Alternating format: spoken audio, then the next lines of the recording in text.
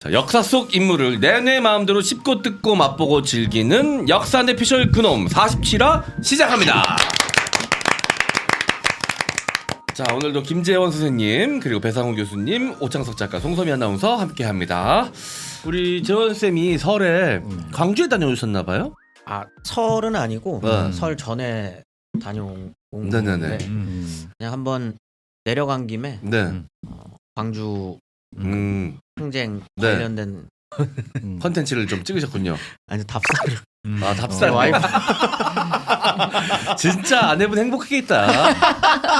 뭐 어디 여행만 가면 맞아. 놀러만 가면 베트남 납사도 가고. 네, 그렇죠. 답사부터 하시니까. 처갓집이 그쪽이라 근데 갈 때마다 이제 와이프랑 한번 가자라고 했었는데 이제 와이프가 싫다고 한 걸 제가 억지로 한번 끌고 갔었던 거죠. 네. 네네.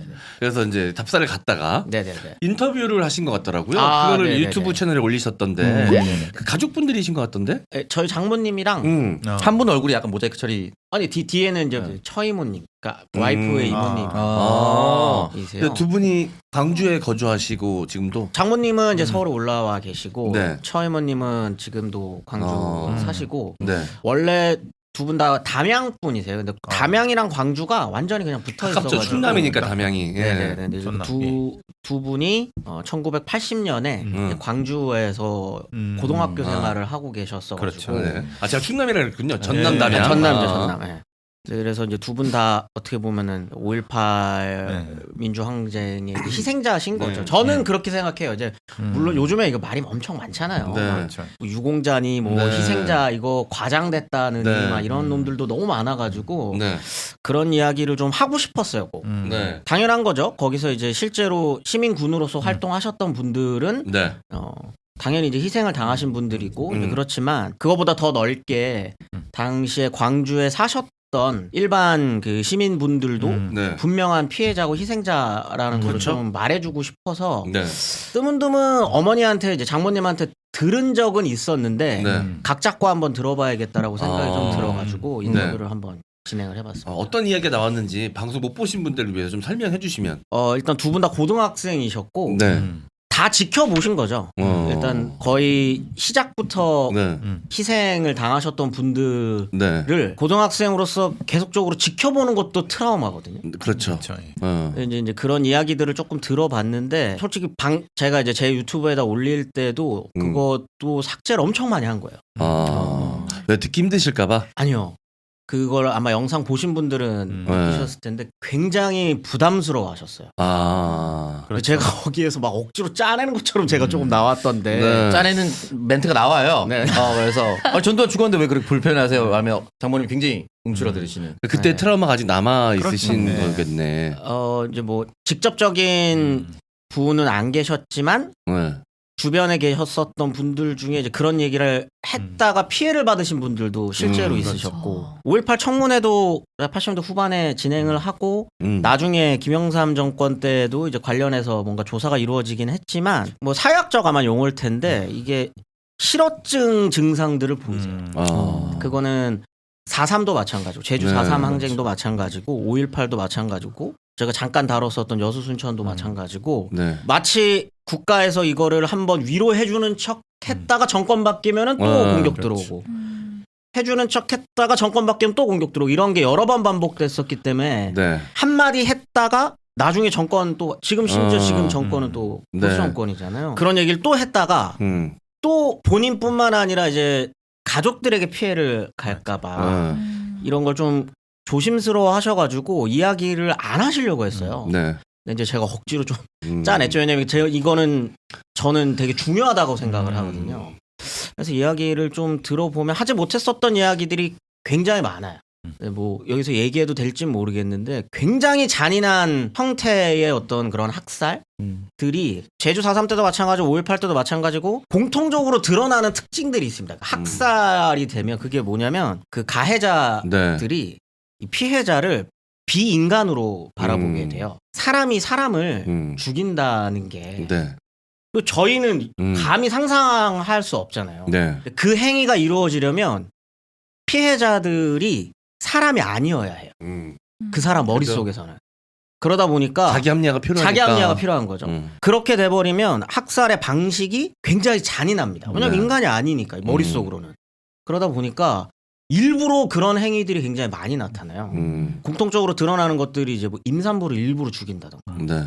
배를 가른다던가 아. 뭐 이런 행위들이 실제로 일어납니다. 장모님은 이제 실제로 그 장면을 보셨던 거죠. 아. 근데 이제 그걸 카메라 앞에서 얘기하기도 굉장히 힘들어하시지만 평생의 그 트라우마를 안고 살아가세요.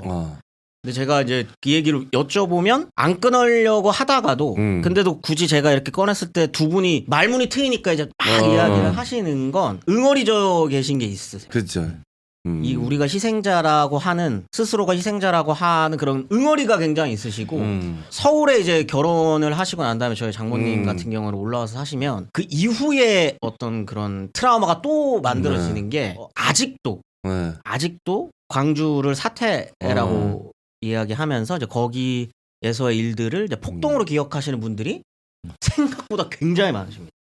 굉장히 많으세요. 그러니까 많아요. 진짜 많습니다. 저희 어머니 같은 저희 그 장모님 같은 경우에는 이제 공인중개사를 하시는데 네. 아시겠지만 공인중개사 예전에는 이제 공인중개사를 하면 그 부동산이 복덕방이라고 불렸잖아요. 네. 그러니까 이제 동네 사람들이 막 와가지고 수다 떠는데요. 네. 근데 뭐 이런 얘기도 하고 저런 얘기도 하다 보면 80년 광주의 이야기가 나올 때가 있는 거죠.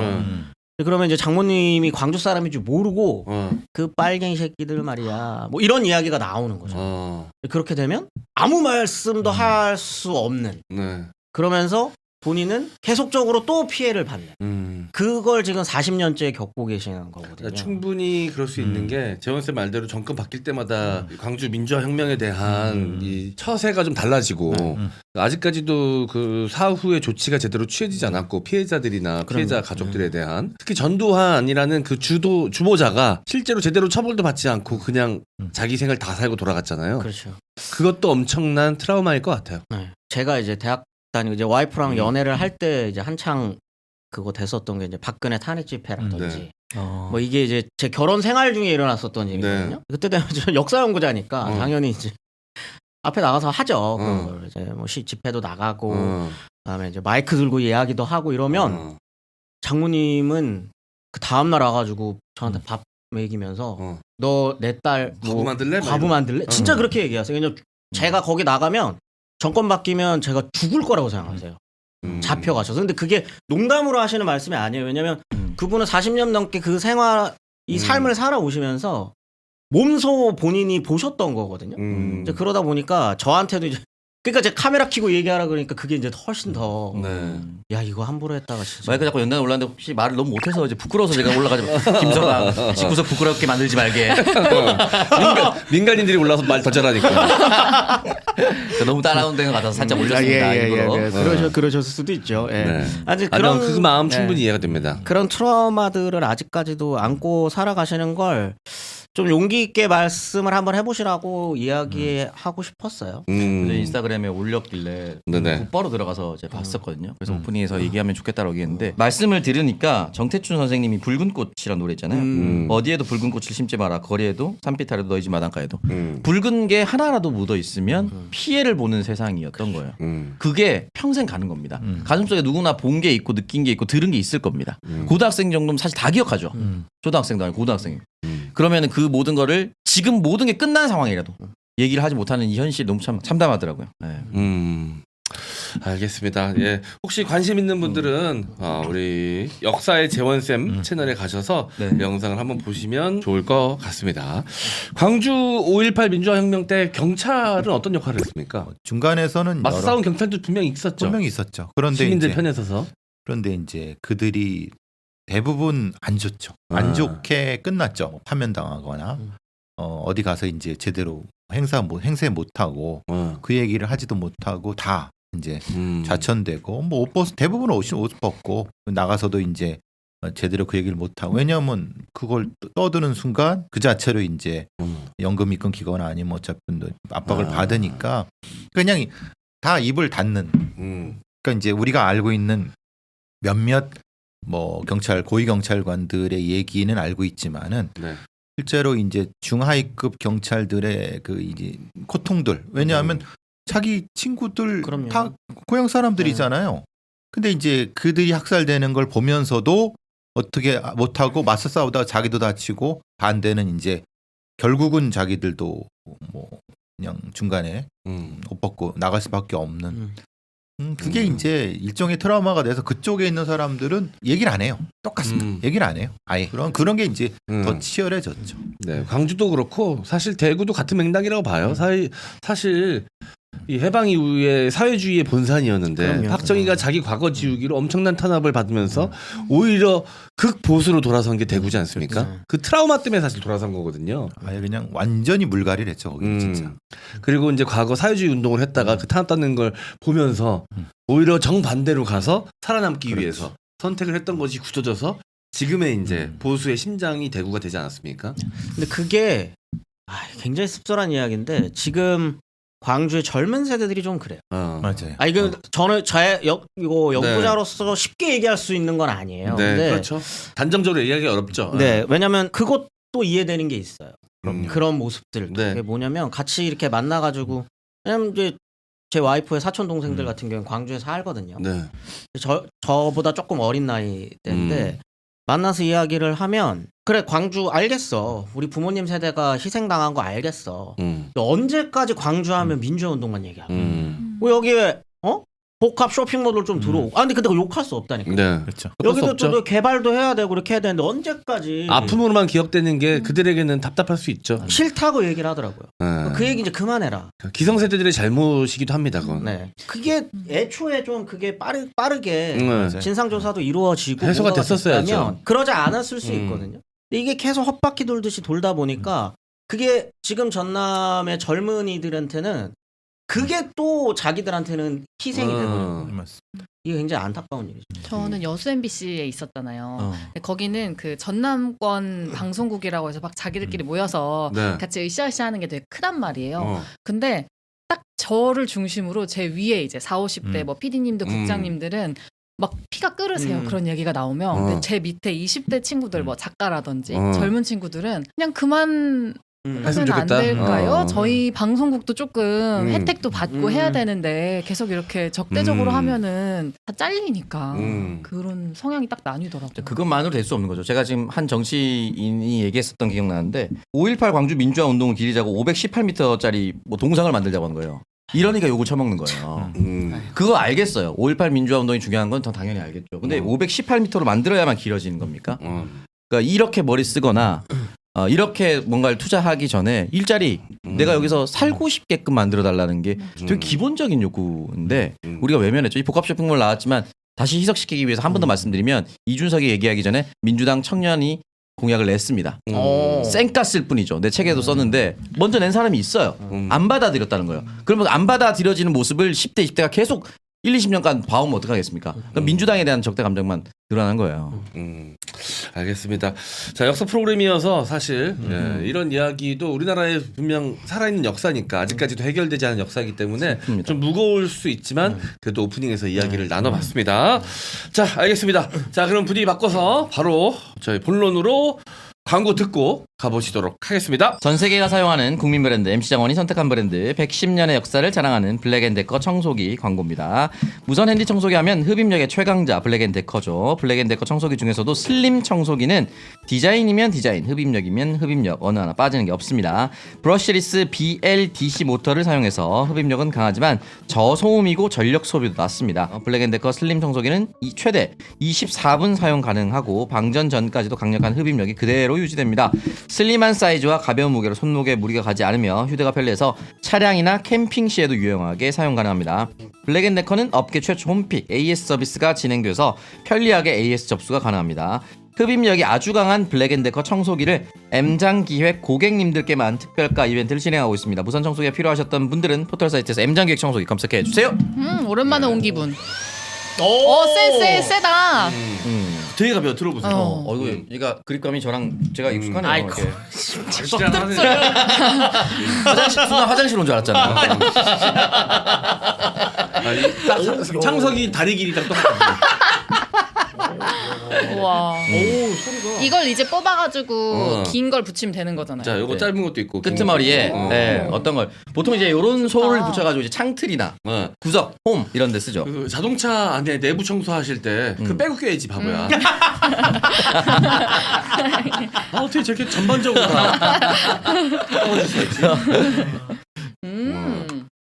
저거 하면 이제 깔끔하게 여자분들이 핸디. 드시기에도 전혀 무겁지 않죠? 네, 네. 아침마다 엄마가 이걸로 잠깐만, 하거든요. 이렇게 잡는 건 너무 좀 모양새가 위험하고요. 그래? 네, 아니면 이제 또 아, 익숙하게 하지 말라니까.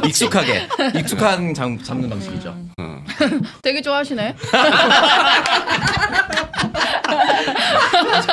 못 봤어요. 진짜 근데 가벼워요. 네. 너무 가벼워. 들어보실래요? 아 예. 들어보는 거야 뭐.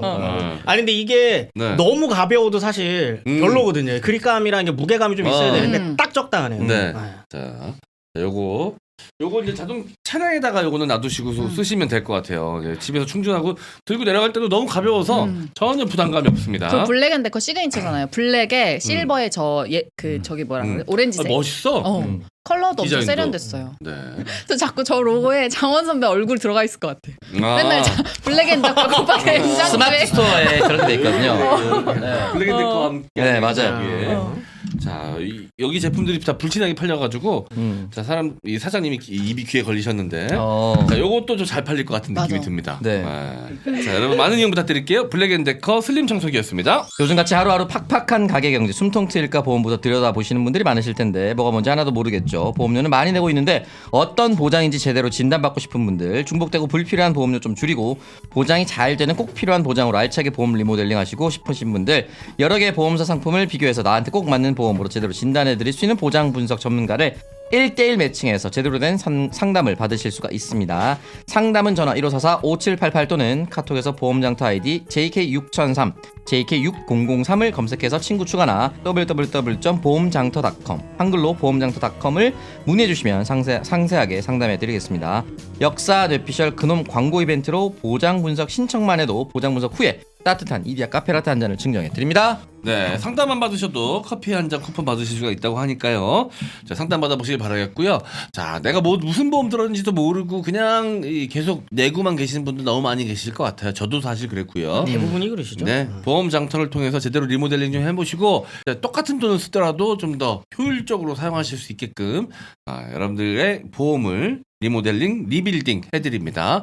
보험 장터 1544-5788 1544-5788 많은 이용 부탁드릴게요. 코로나와 감기 때문에 항상 마스크를 써야 하는 상황에 꼭 필요한 구강 건강 기능식품 소개합니다.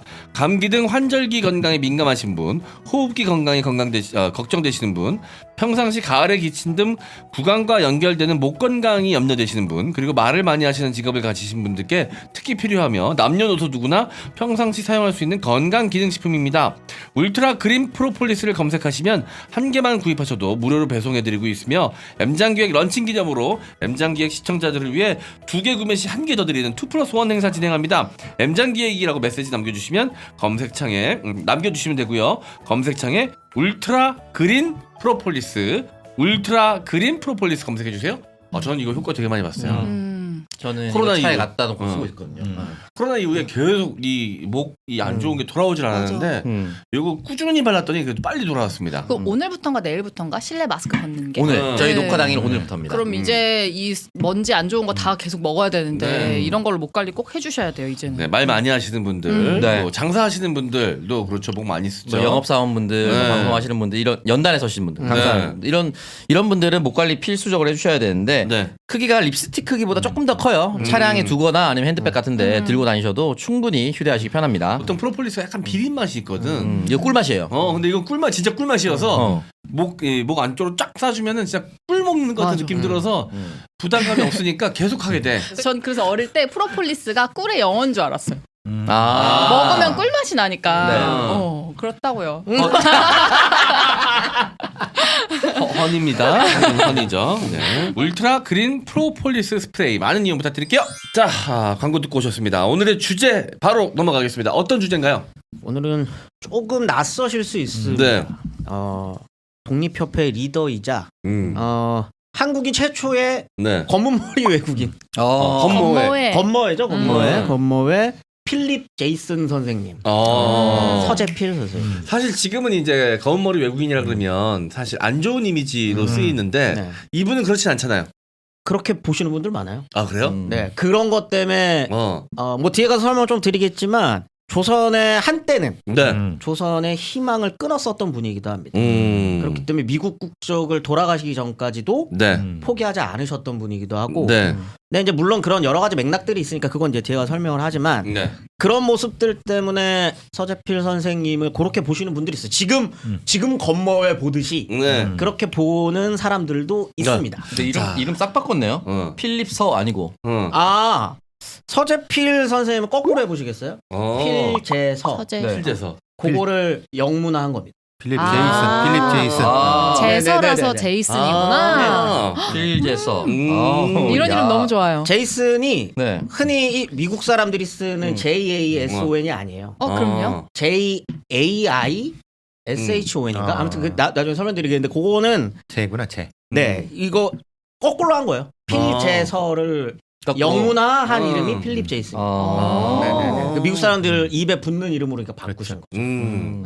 혹시 송소미 씨 서재필 하면 떠오르는 거 있습니까? 아셨어요, 근데 진짜? 이름 들어본 기억이 있어요. 그래요? 저희 와이프한테 물어봤더니 아예 모르더라고요. 그렇죠. 근데 너무 슬픈 게 공부할 때 고등학생 때 서재필 뭐 독립협회 뭐 독립신문 이런 거 적었던 기억만 나요. 그 정도 많이 아시는 거예요. 그 외에는 아무것도 기억이 안 나요. 그게 더 문제죠. 자 그러면 좀 여러 가지 평가가 공존하죠 서재필에 그럼요. 대한. 네, 그래서 우리가 오늘 한번 선생님이 강의를 들어보고 어떤 인물로 판단을 내려야 할지 각자 이야기도 좀 나눠보도록 하겠습니다. 자 그러면 본격적인 이야기로 갈 텐데 우리 선미 씨가 가장 좋아하는 시간, 즐거운 시간. 당대 시대 상황 설명해 주시겠죠? 빠밤. 아 그렇게 냉소적으로 하십니까? 아, BGM을 이렇게 냉소적으로 하세요. 내려가는 의미였어요? 빠밤. 차분하게. 이 시기가 이제 개항기라고 보통 불립니다. 네. 예전 이제 배 선생님 학교 다니실 때 네. 아 왜 세대 차이도 우리 같은 세대잖아. 쌤은 이제 책보 세대죠. 책보. 보자기에 책을 싸서 국민학교. 국민학교. 저도 국민학교였어요. 오창석 씨는 아니죠? 우리 둘이가 1학년 1학기를 국민학교로 입학을 해서 중간에 초등학교로 이제 바뀐 세대. 다 국민학교들이네. 국민학교 들이네? 그럼 반말이잖아. 국민학교 셨네도 아니고. 야, 이 국민학교들 약간 이런 느낌. 국민학교들이셨네. 네. 완초잖아, 완초. 네, 맞죠. 아마 구한말이라는 표현을 되게 많이 네. 그렇죠. 쓰셨을 거예요. 근데 여기 구한말. 구한말이라는 표현에 대해서 혹시 생각해 보신 적 없어요. 없죠? 지금 갑자기 생각났어요. 늘 자연스럽게 구한말이라고 생각을 했는데 왜 구한말이라고 했을까? 한 말은 뭔가 끝 느낌인데 그러면 구는 뭐지? 친한 말도 있나? 그게 굉장히 중요한 거예요. 그러니까요. 그렇기 때문에 구한말이라는 표현이 사실 잘못된 표현이에요. 어. 원래 구한말이면 신한이 있어야 되는 거예요. 그럼 뭐 중한도 있어야 네. 이렇게 되는 건데 표현이 옛구자 써가지고 옛날 한국의 말기다 이런 표현이에요. 근데 이제 조금 이게 학술적으로는 옳은 표현은 아니어서 네. 최근에는 이제 뭐 개항기, 뭐 이제 개화기. 네. 근데 이 구한말이라는 말이 왜 이렇게 자연스럽게 유통이 됐을까요? 옛날에 이제 어르신들이 그렇게 많이들 이제 쓰셨던 거죠. 지금 한국이랑 일단 대한제국이 좀 다르니까 네. 옛날 한국이라고 하자. 아 그러면 우리가 장난처럼 구송은주 현 송소미이라고 하는 것처럼 그렇죠. 그런 개념이었네. 네. 구송은주잖아 너도. 구송이자 구송. 이름 바꾸셨어요? 구은주. 개명했어요. 현주. 이름 바꾸니까 되게, 은주. 되게 아, 세련돼 은주. 보이죠. 섬이요. 구운주 현섬이. 구은주 현섬이처럼 네. 구보람 홍장원이잖아요. 현 장원이잖아요. 개명. 저긴 개명. 진짜 옛날의 보람이었어요. 나는 보람이었어. 옛날에 홍보람을 알고 있어. 아 보람이요. 뭘 또 홍보람을 알고 있었어요. 진짜로 홍보람을 알고. 선생님이랑 알 땐 이미 장원이었는데 초등학교 때 바꿨는데 무슨 소리세요? 이게 안 넘어가네. 뭐 그런 거였죠. 이제 요즘에는 근데 이런 표현 잘 안 쓰고 네. 개항기, 개화기 보통 이런 표현을 씁니다만 이 시대의 그 개화파 인사를 이야기할 때 서자필 선생님은 빼놓을 수 없는 사람입니다. 급진. 기억나시나요? 온건개화파, 뭐 급진개화파. 그죠? 빨리 하고 싶어하는 애들이랑 좀 네네. 천천히 비둘기파. 비둘기파요? 비둘기는 온건이 뭐지? 비둘기파 아니에요? 비둘기파가 뭐죠? 비둘기는 이제 보통 이제 어떤 전쟁에 대해서 비둘기와 매파로 나눠서 응, 응. 강경하게. 근데 비슷하게 맥락이 맞다고도 얘기할 수가 있지. 맞아요. 맞다고도 얘기할 수 있지. 네, 네. 온건과 급진. 네. 저 같은 사람들이 급진. 저 빨리 하고 싶으니까. 네. 급진파입니다. 빨리 이분도 끝나요. 급진파. 그럼 빨리 아이씨. 빨리 하고 빨리 끝나요? 저는 좀 온건파인 게 사전 정지 작업이 좀 오래 걸립니다. 한참을. 그래서 졸기도 하죠. 세상을 바꾸려 한 사람들 얘기를 하는 급진 김홍집. 맞아. 김홍집 온건이죠. 김홍집 온건입니까? 온건입니다. 온건입니다. 아, 청파. 선생님은 온건이에요, 급진이에요? 중도입니다. 중도. 어. 네. 요때 이제 급진계파를 상징하는 인물로 보통 이제 김옥균, 서재필 선생님 보통 뽑거든요. 그중 한 분을 차지하기도 했었고 이분이 급진이라는 표현에 어울릴 만한 무엇인가가 있다면 이분이 한국 사회에서 처음으로 공화주의와 인민이라는 표현을 쓰셨던 분이기 때문에 이게 어떻게 보면은 이 시기에 말도 안 되는 표현이거든요. 네.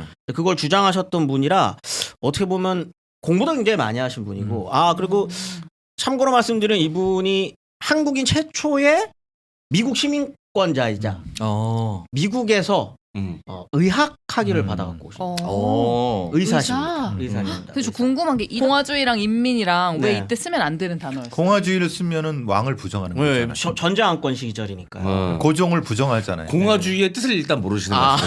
리퍼블릭. 뭐 지금의 민주주의 시스템을 처음에 주장하셨던 분이라고 생각하시면 편한 것 같아요. 그게 이제 사실은 중요한 그렇죠. 얘기죠. 사실은 공화주의가 그러니까 민을 우선시 두면은 왕을 뒤로 둬야 되니까 굉장히 그 심각한 정치적인 갈등이 나올 수 있는 거죠, 사실. 그 갈등은 뒤에 가서 예, 그렇죠. 설명을 드리겠습니다.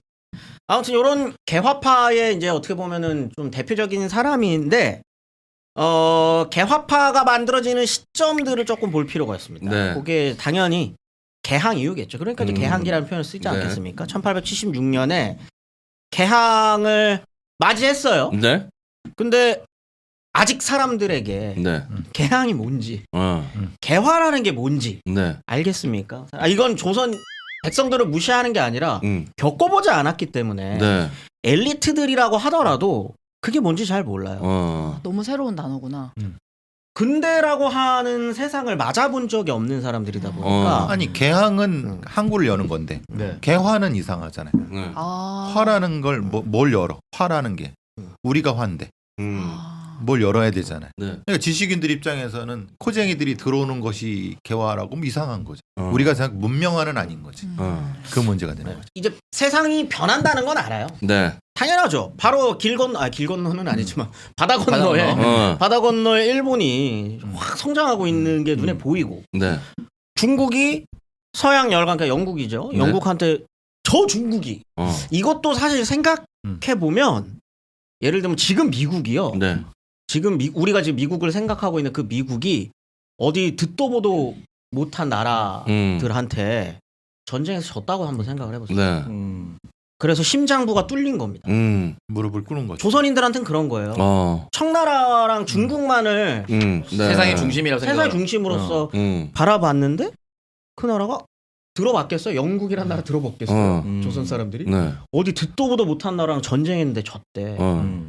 뭐 이런 이야기가 들리는 거죠. 그러니까 세상이 좀 급변하고 있다라는 걸 조금씩 이제 파악해 나가는 거죠. 네. 근데 그때 이게 굉장히 중요합니다. 그때 선택을 할 때 어떤 나라로 가야 될 것이냐. 이게 정치인들이 되게 중요하잖아요. 네. 정치인들이 선택을 해야 되는 거죠. 그럼 이제 조선이라는 나라는 어디로 가야 하나라고 할 때 나이로 갈립니다. 나이로 갈려요. 네. 온건계합파, 급진계합파는요 명확하게 나이로 갈립니다. 나이가 조금 있는 그러니까 이제 기존의 성략적 질서와 중국 중심의 중화 질서에 좀 더 물들어 있는 사람들 입장에서 네. 세상이 변하는 건 알겠지만 네. 그럼에도 야 중국이 전쟁 한 번 졌다고 그렇게 쉽게 무너질 나라는 아니야 라고 생각하는 사람들이 있는 거고 네. 그걸 끝까지 잡고 있는 거죠. 약간 정몽주 스타일. 정몽주 스타일. 그렇죠. 야, 뭐 그런 거죠. 구시대 질서와 구시대 권력을 그렇죠. 계속해서 인정하려고 네. 하는. 그거를 왜냐면 통해서 그게- 기억을 해야죠. 그게 싹 바뀌면 자기들도 밀려나니까 그런 거 아니에요? 오우 야, 너 표정이 재수없다 근데. 칭찬하려고 했는데 표정이 너무 재수없어. 너무 빠르게 그래서 이제 수업하고. 칭찬하려고 오우 했는데 멘트가 싹 바뀌었어요. 0.2초 만에. 칭찬하려고 오우 했는데 뒤에 좀 자신감 색깔이 좀 묻혀가지고. 볼에 혀를 넣었나요? 나한테 내 눈에 그렇게 보였어요. 다리 뺏긴다는 거 아니에요? 부상문 줄 알았어요. 그럴 수 있죠. 근데 온건계아파 같은 경우에는 실제로 그런 측면이 있죠. 왜냐하면 기존에 갖고 있었던 본인의 어떤 그런 기득권이 어디에서부터 나오느냐 뭐 이런 거를 생각했을 수도 있고 하급 공무원이었었던 사람들이었던 이게 젊은 청년 정치인들 입장에선 요거를 빠르게 일단 세상 돌아가는 것도 그런 것 같고 아 쟤네들이 쥐고 있는 지금 저 청나라라고 하는 무엇인가랑은 아 저거 빨리 결별을 해야지. 정치적으로 해석하면 그런 거죠. 그래야 내가 올라갈 수 있는 무언도 생기는 거 아니겠어? 이렇게 생각할 수 있는 거죠. 그러다 보니까 갈등을 지속적으로 하게 됩니다. 근데 실제로 온건계아파라고 불리는 사람들의 핵심에 누가 있었냐면 지난 시간 꽤 오래됐네요. 벌써 고정편에서 잠깐 말했었던 것처럼 흔히 얘기하는 이제 민비 측근의 민시 촉족들이라고 불리는 이 사람들이 개화를 온건계아파의 중심을 차지하면서 이 개화라고 하는 걸 청나라 중심으로 뭔가 이제 변화시키려고 하는 뭐 그런 거죠. 이제 옛날 말 이제 교과서에 있는 표현 구본심찬 뭐 이런 거 있잖아요. 예, 이런 거 해가지고 동도서기 뭐 이런 거. 동도서기. 동도서기. 뭐 이런 걸로 해가지고 이제 좀 천천히 변화시켜 나가면 되지 않냐라고 하는 게 있다 보니까 이제 둘이 갈라지는 거죠. 둘이 갈라져 있는 상황에서 이모군란이 일어나고요. 이모군란은 뭐 자막으로 나갑니까? 뭐 다 설명을 해야 될까요? 아니면 뭐 간단하게 이제 제가 만나 좀 네네네네. 구식 군인들이 자신들에 대한 처우가 너무 안 좋아서 쌀에다가 막 모래 섞거든요. 맞습니다. 이것 때문에 그 불만을 토로하다가 이제 터져 나온 맞습니다. 쿠데타죠. 네네네. 별기군에 대한 네. 맞습니다. 그래서 이모군란이 제대로 기억하고 있었네. 그럼요. 이모군란이 별기군이 그 젊은 애들 아니에요? 새로 신식군인 젊은 애들이라기보다 신식군인데 신식군대를 양성하고자 했으나 그로부터 비리가 생겼고 그 비리를 주도한 게 민비 세력들이기 때문에 구식군인들이 그들을 공격한 거죠. 그러니까 글쎄 이거 온건계아파를 공격했다고 해야 되나? 하여튼 그런 공격을 통해서 외세의 개입이 이루어진 상황이 된 거죠. 그렇게 이모군란이 발생을 하다 보니 이모군란을 어떻게든 해결을 해야 되는 입장에서 민비와 민씨 척족이 선택하는 건 청나라군을 불러오는 거였죠. 그러다 보니까 이제 조선 땅에 청나라 군대가 들어오게 되고 그다음에 이제 청나라와 수륙 무역 장정을 맺으면서 사실상 이제 청나라는 조선에 군대도 보냈겠다. 그다음에 이제 청나라 입장에서는 이것도 굉장히 이건 나중에 뭐 시간이 되면 나중에 뭐 설명을 해야겠지만 청나라의 입장을 한번 생각해 보자고요. 뭐 우리가 굳이 뭐 청나라 입장까지 대변해 줘야 돼 뭐 이렇게 생각하실 수도 있겠지만 이런 건 좀 굉장히 중요한 인식이거든요. 예전에 전근대 시절에 청나라와 조선의 관계는 4대라고 하는 조공을 바치고 책봉을 내리는. 사실상 그거는 아시는 분들은 다 아시겠지만 약간 명목상에 서로 인사 나누고 어떻게 보면 그거는 외교의 한 형태거든요. 근데 청나라 입장에서는 이게 근대라고 하는 세계 속에서 외교 관계를 새로 맺을 때 이제 콜로니얼 개념을 딱 들은 거예요. 식민지라는 개념을 딱 들은 거예요. 영국이든 뭐 서구 열강이 하고 있는 그런 행태들을 보고 잠깐만 이거 조공책봉 관계를 살짝만 변형시키면 우리도 제국이 되고 식민지화 할 수 있는 거네? 라고 이제 생각을 한 거죠. 그런 맥락에서 중화 문화권에 있었던 나라들한테 기존의 조공책봉 관계를 식민화로 돌리려고 하는 모습들이 조금씩 보입니다. 자신이 당했던 방식을 그대로 4대의 대상한테 전달해주는 그런 불평등 조약을 맺으면서 관계를 맺게 돼. 그렇죠. 그런 과정 중에 이제 청나라 상인들도 엄청 들어오고 군인들도 엄청 들어오고 이제 막 조선의 이권이 청나라에 거의 이제 뺏겨가는 그런 시점이 된 거죠. 그러다 보니까 이제 급진계아파 같은 경우에는 요게 마음에 들지 않는 거죠. 심각한 위기를. 이건 아니다. 그래서 뭔가 한번 내가 이걸 뒤집어야 되지 않을까라고 하는 어떤 생각이 있는데 굉장히 기회가 좋게도 아까 말씀드렸던 것처럼 청나라 같은 경우 조선만 그렇게 생각했던 게 아니거든요. 여러 중화권에 있는 나라들을 이제 그런 식으로 변화시키려 나가려고 하는 속에 베트남이 하나 걸린 거죠. 그래서 베트남에 대한 그런 어떤 자신들의 종주권을 인정받고자 프랑스랑 전쟁을 하게. 그게 이제 청불 전쟁이라고 불리는 청나라와 이 베트남에서의 청나라와 프랑스와의 전쟁터로 네. 군을 좀 빼요. 그게 인도 차이나 1차 사태가 네네네. 되는 거죠. 이 수천 명을 그렇죠. 빼고 빼서 명목상 군대는 들어와 있는데 음. 주력은 빼는 위험한 상황이 벌어지죠. 그렇죠. 그러다 보니까 이제 급진개혁파 입장에서 기회다. 기회네. 음. 안 그래도 청나라 저거 한번 제껴야겠는데 음.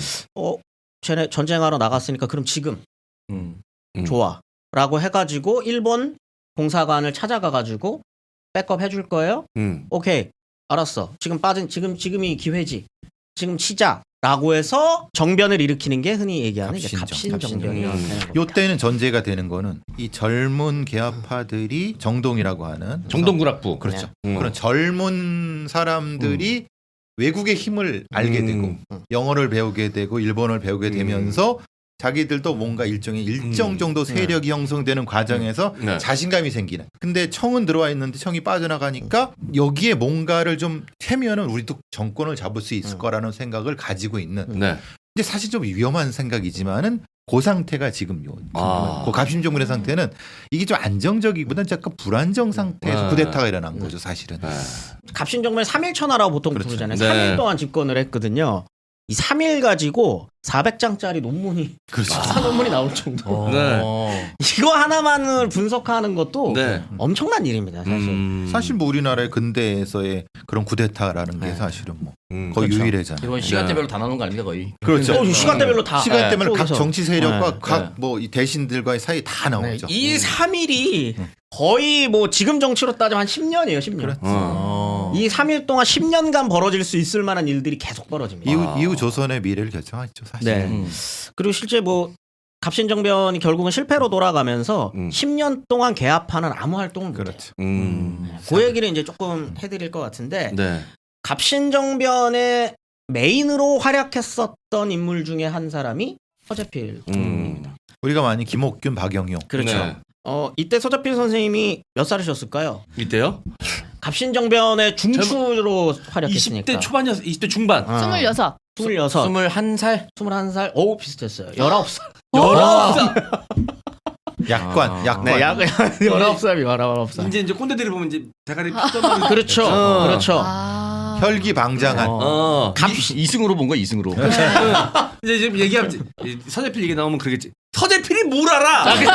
그런 거예요. 그런 겁니다. 왜냐하면 갑신정변의 주도 세력은 전부 20대예요. 20대 김옥균도 20대 후반이고 그랬죠. 네. 김옥균만 유일하게 30대입니다. 30대. 다 20대예요. 그러니까 청년 정치인들 네.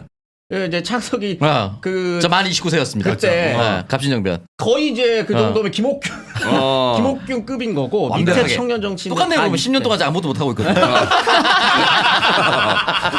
정치적 수술을 세게 당했어요.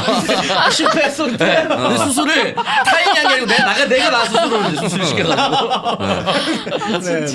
아무튼 그때 굉장히 젊은 정치인이었는데 네. 잠깐 서재필의 성장 과정을 좀 볼 필요가 있습니다. 네. 1863년생이고요. 원래 조금 그렇게 잘 나가는 집안은 아니에요. 근데 물론 양반 집안이긴 합니다만 그렇게 잘 나가는 집안도 아니었고 심지어 그 집안의 아버지 밑에서 못 커요. 그러니까 아버지의 육촌 형님이죠. 네. 형님이 자식이 없어가지고 네. 그 양자로 보냅니다. 요때는 이런 것들이 많았잖아요. 많았으니까. 네. 조선에 네. 많았으니까. 그래서 양자로 크다 보니까 네.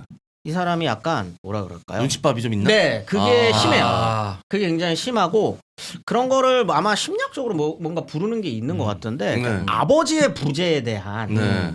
그런 게 늘 언제나 아버지 같은 사람을 찾아요. 그럴 수 있잖아요. 아버지 네. 역할 모델이 되는 거죠. 제가 따를 사람. 네, 내가 따를 사람이 원래는 이제 크면서 보통 아버지를 이렇게 찾게 되는데, 네. 근데 이제 아버지가 없다 보니 아버지가 될 사람을 어렸을 적부터 계속적으로 그렇죠. 찾는데 그 중요한 역할을 해준 사람이 김옥균입니다. 네, 김옥균을 너무 어린 거 아니에요? 근데 당시 30대였으면 한 10살 정도밖에. 그렇죠. 차이가 그래서 아버지 대신에 형을 찾은 거예요. 이 사람. 그렇죠. 예. 10살 차이 나는 형이 가장 무섭거든요. 네.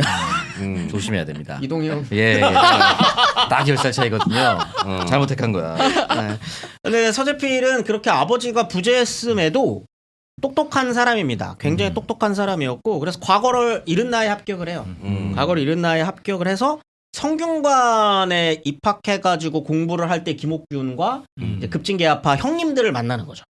급진계아파 형님들이 이제 만나는 겁니다. 뭐 서광범, 박용효 뭐 이런 사람들이 이제 만나면서 교류를 좀 하면서 개화 사상이라고 하는 거를 이제 조금씩 형성을 해 나가는데 이때 이제 병과에 합격을 해가지고 이제 관직에 처음 들어가서 김옥균한테 추천을 받아가지고 일본으로 유학을 가게 되거든요. 그게 이제 군사 유학으로 이제 보통 이야기를 해요.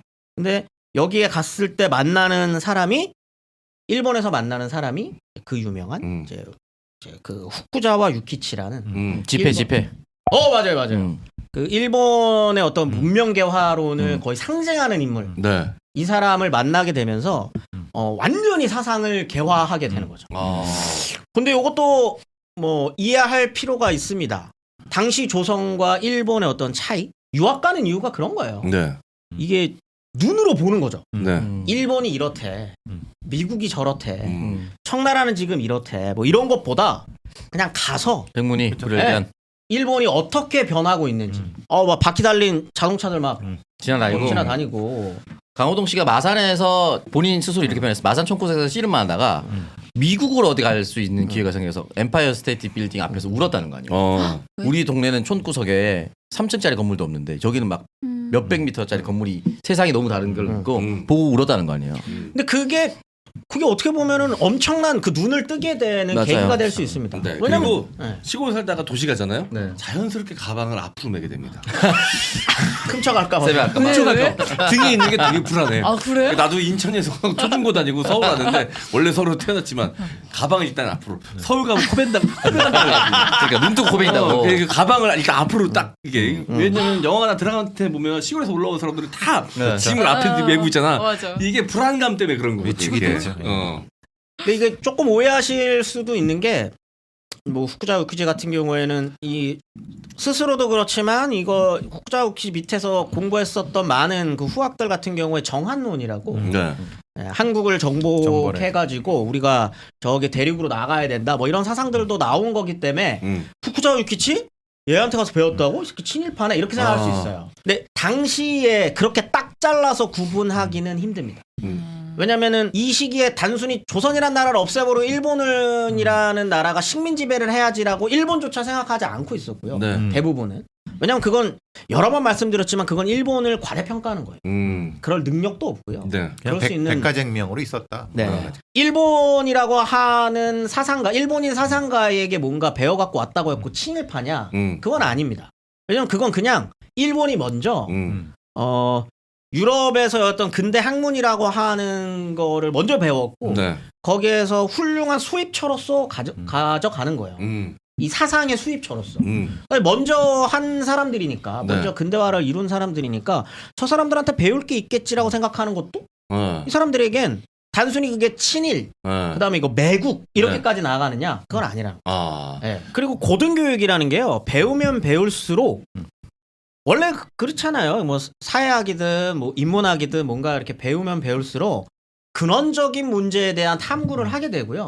그럼 고학력자들은 더더욱 배우면 배울수록 제국주의 시스템이라든지 어떤 이런 제국과 식민의 관계에 비판적으로 오히려 더 접근하게 되어 있습니다.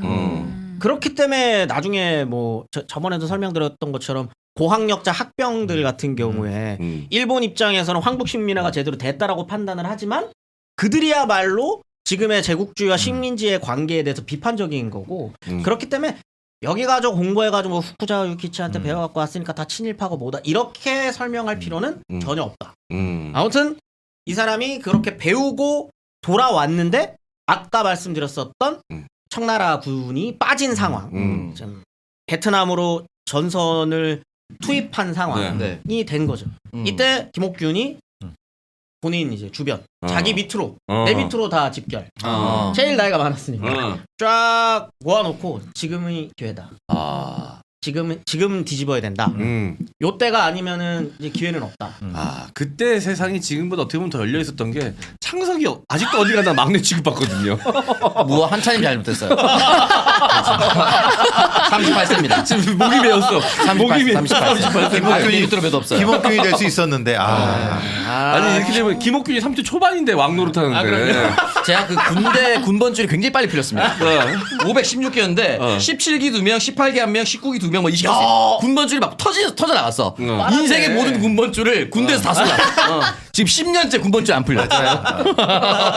밑에 들어온 황희도 이러는데 자기 채널 40만이 이러니까 밑에 있는 것 같지도 않아. 사실 나 위에 있는 거거든. 밑에가 들어와도 위에 있는 거예요. 그러니까 인생이 일찍 풀린다고 좋은 게 아니다. 존전의 성공 위험한 거예요.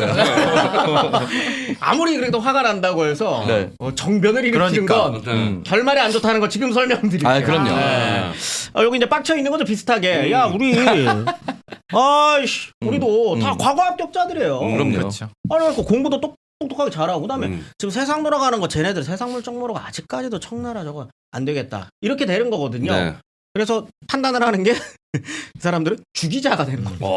죽이자 죽여야 돼요. 수구파들 네. 척살하자. 네. 본인들 아니, 이 사람들의 특징이 뭐냐면 원래 그 젊으면 좀 과격하잖아요. 이 파들이 이렇게 여러 그런 또 집단들이 이렇게 있었을 거 아닙니까? 본인들만 개화당이고요. 나머지는 다 수구당이라고. 근데 지칭을 그렇게 요즘 해요. 말하는 젊은 꼰대가 됐구나. 뭐 근데 이 사람들한테는 그렇게 보이는 거죠. 네. 뭐냐면 저들이 얘기하는 개화는 개화가 아닌 거예요. 이 사람들 진정한 입장에서. 개화가 아닌 진정한 개화가 아니에요. 저게 무슨 개화야? 저게 무슨 근대화야? 제거해고 우리는 빨리 갈 수 있어. 라고 생각해요. 그래서 일단 민씨 척족들의 어떤 우두머리 어떤 민영이를 네. 죽이러 가는 거예요. 네. 원래는 그 연회가 열리고 있었는데 네. 그 옆에 이제 폭탄을 하나 던져가지고 소란스럽게 만든 다음에 사람들을 딱 그렇죠. 죽이려고 했었던 거죠.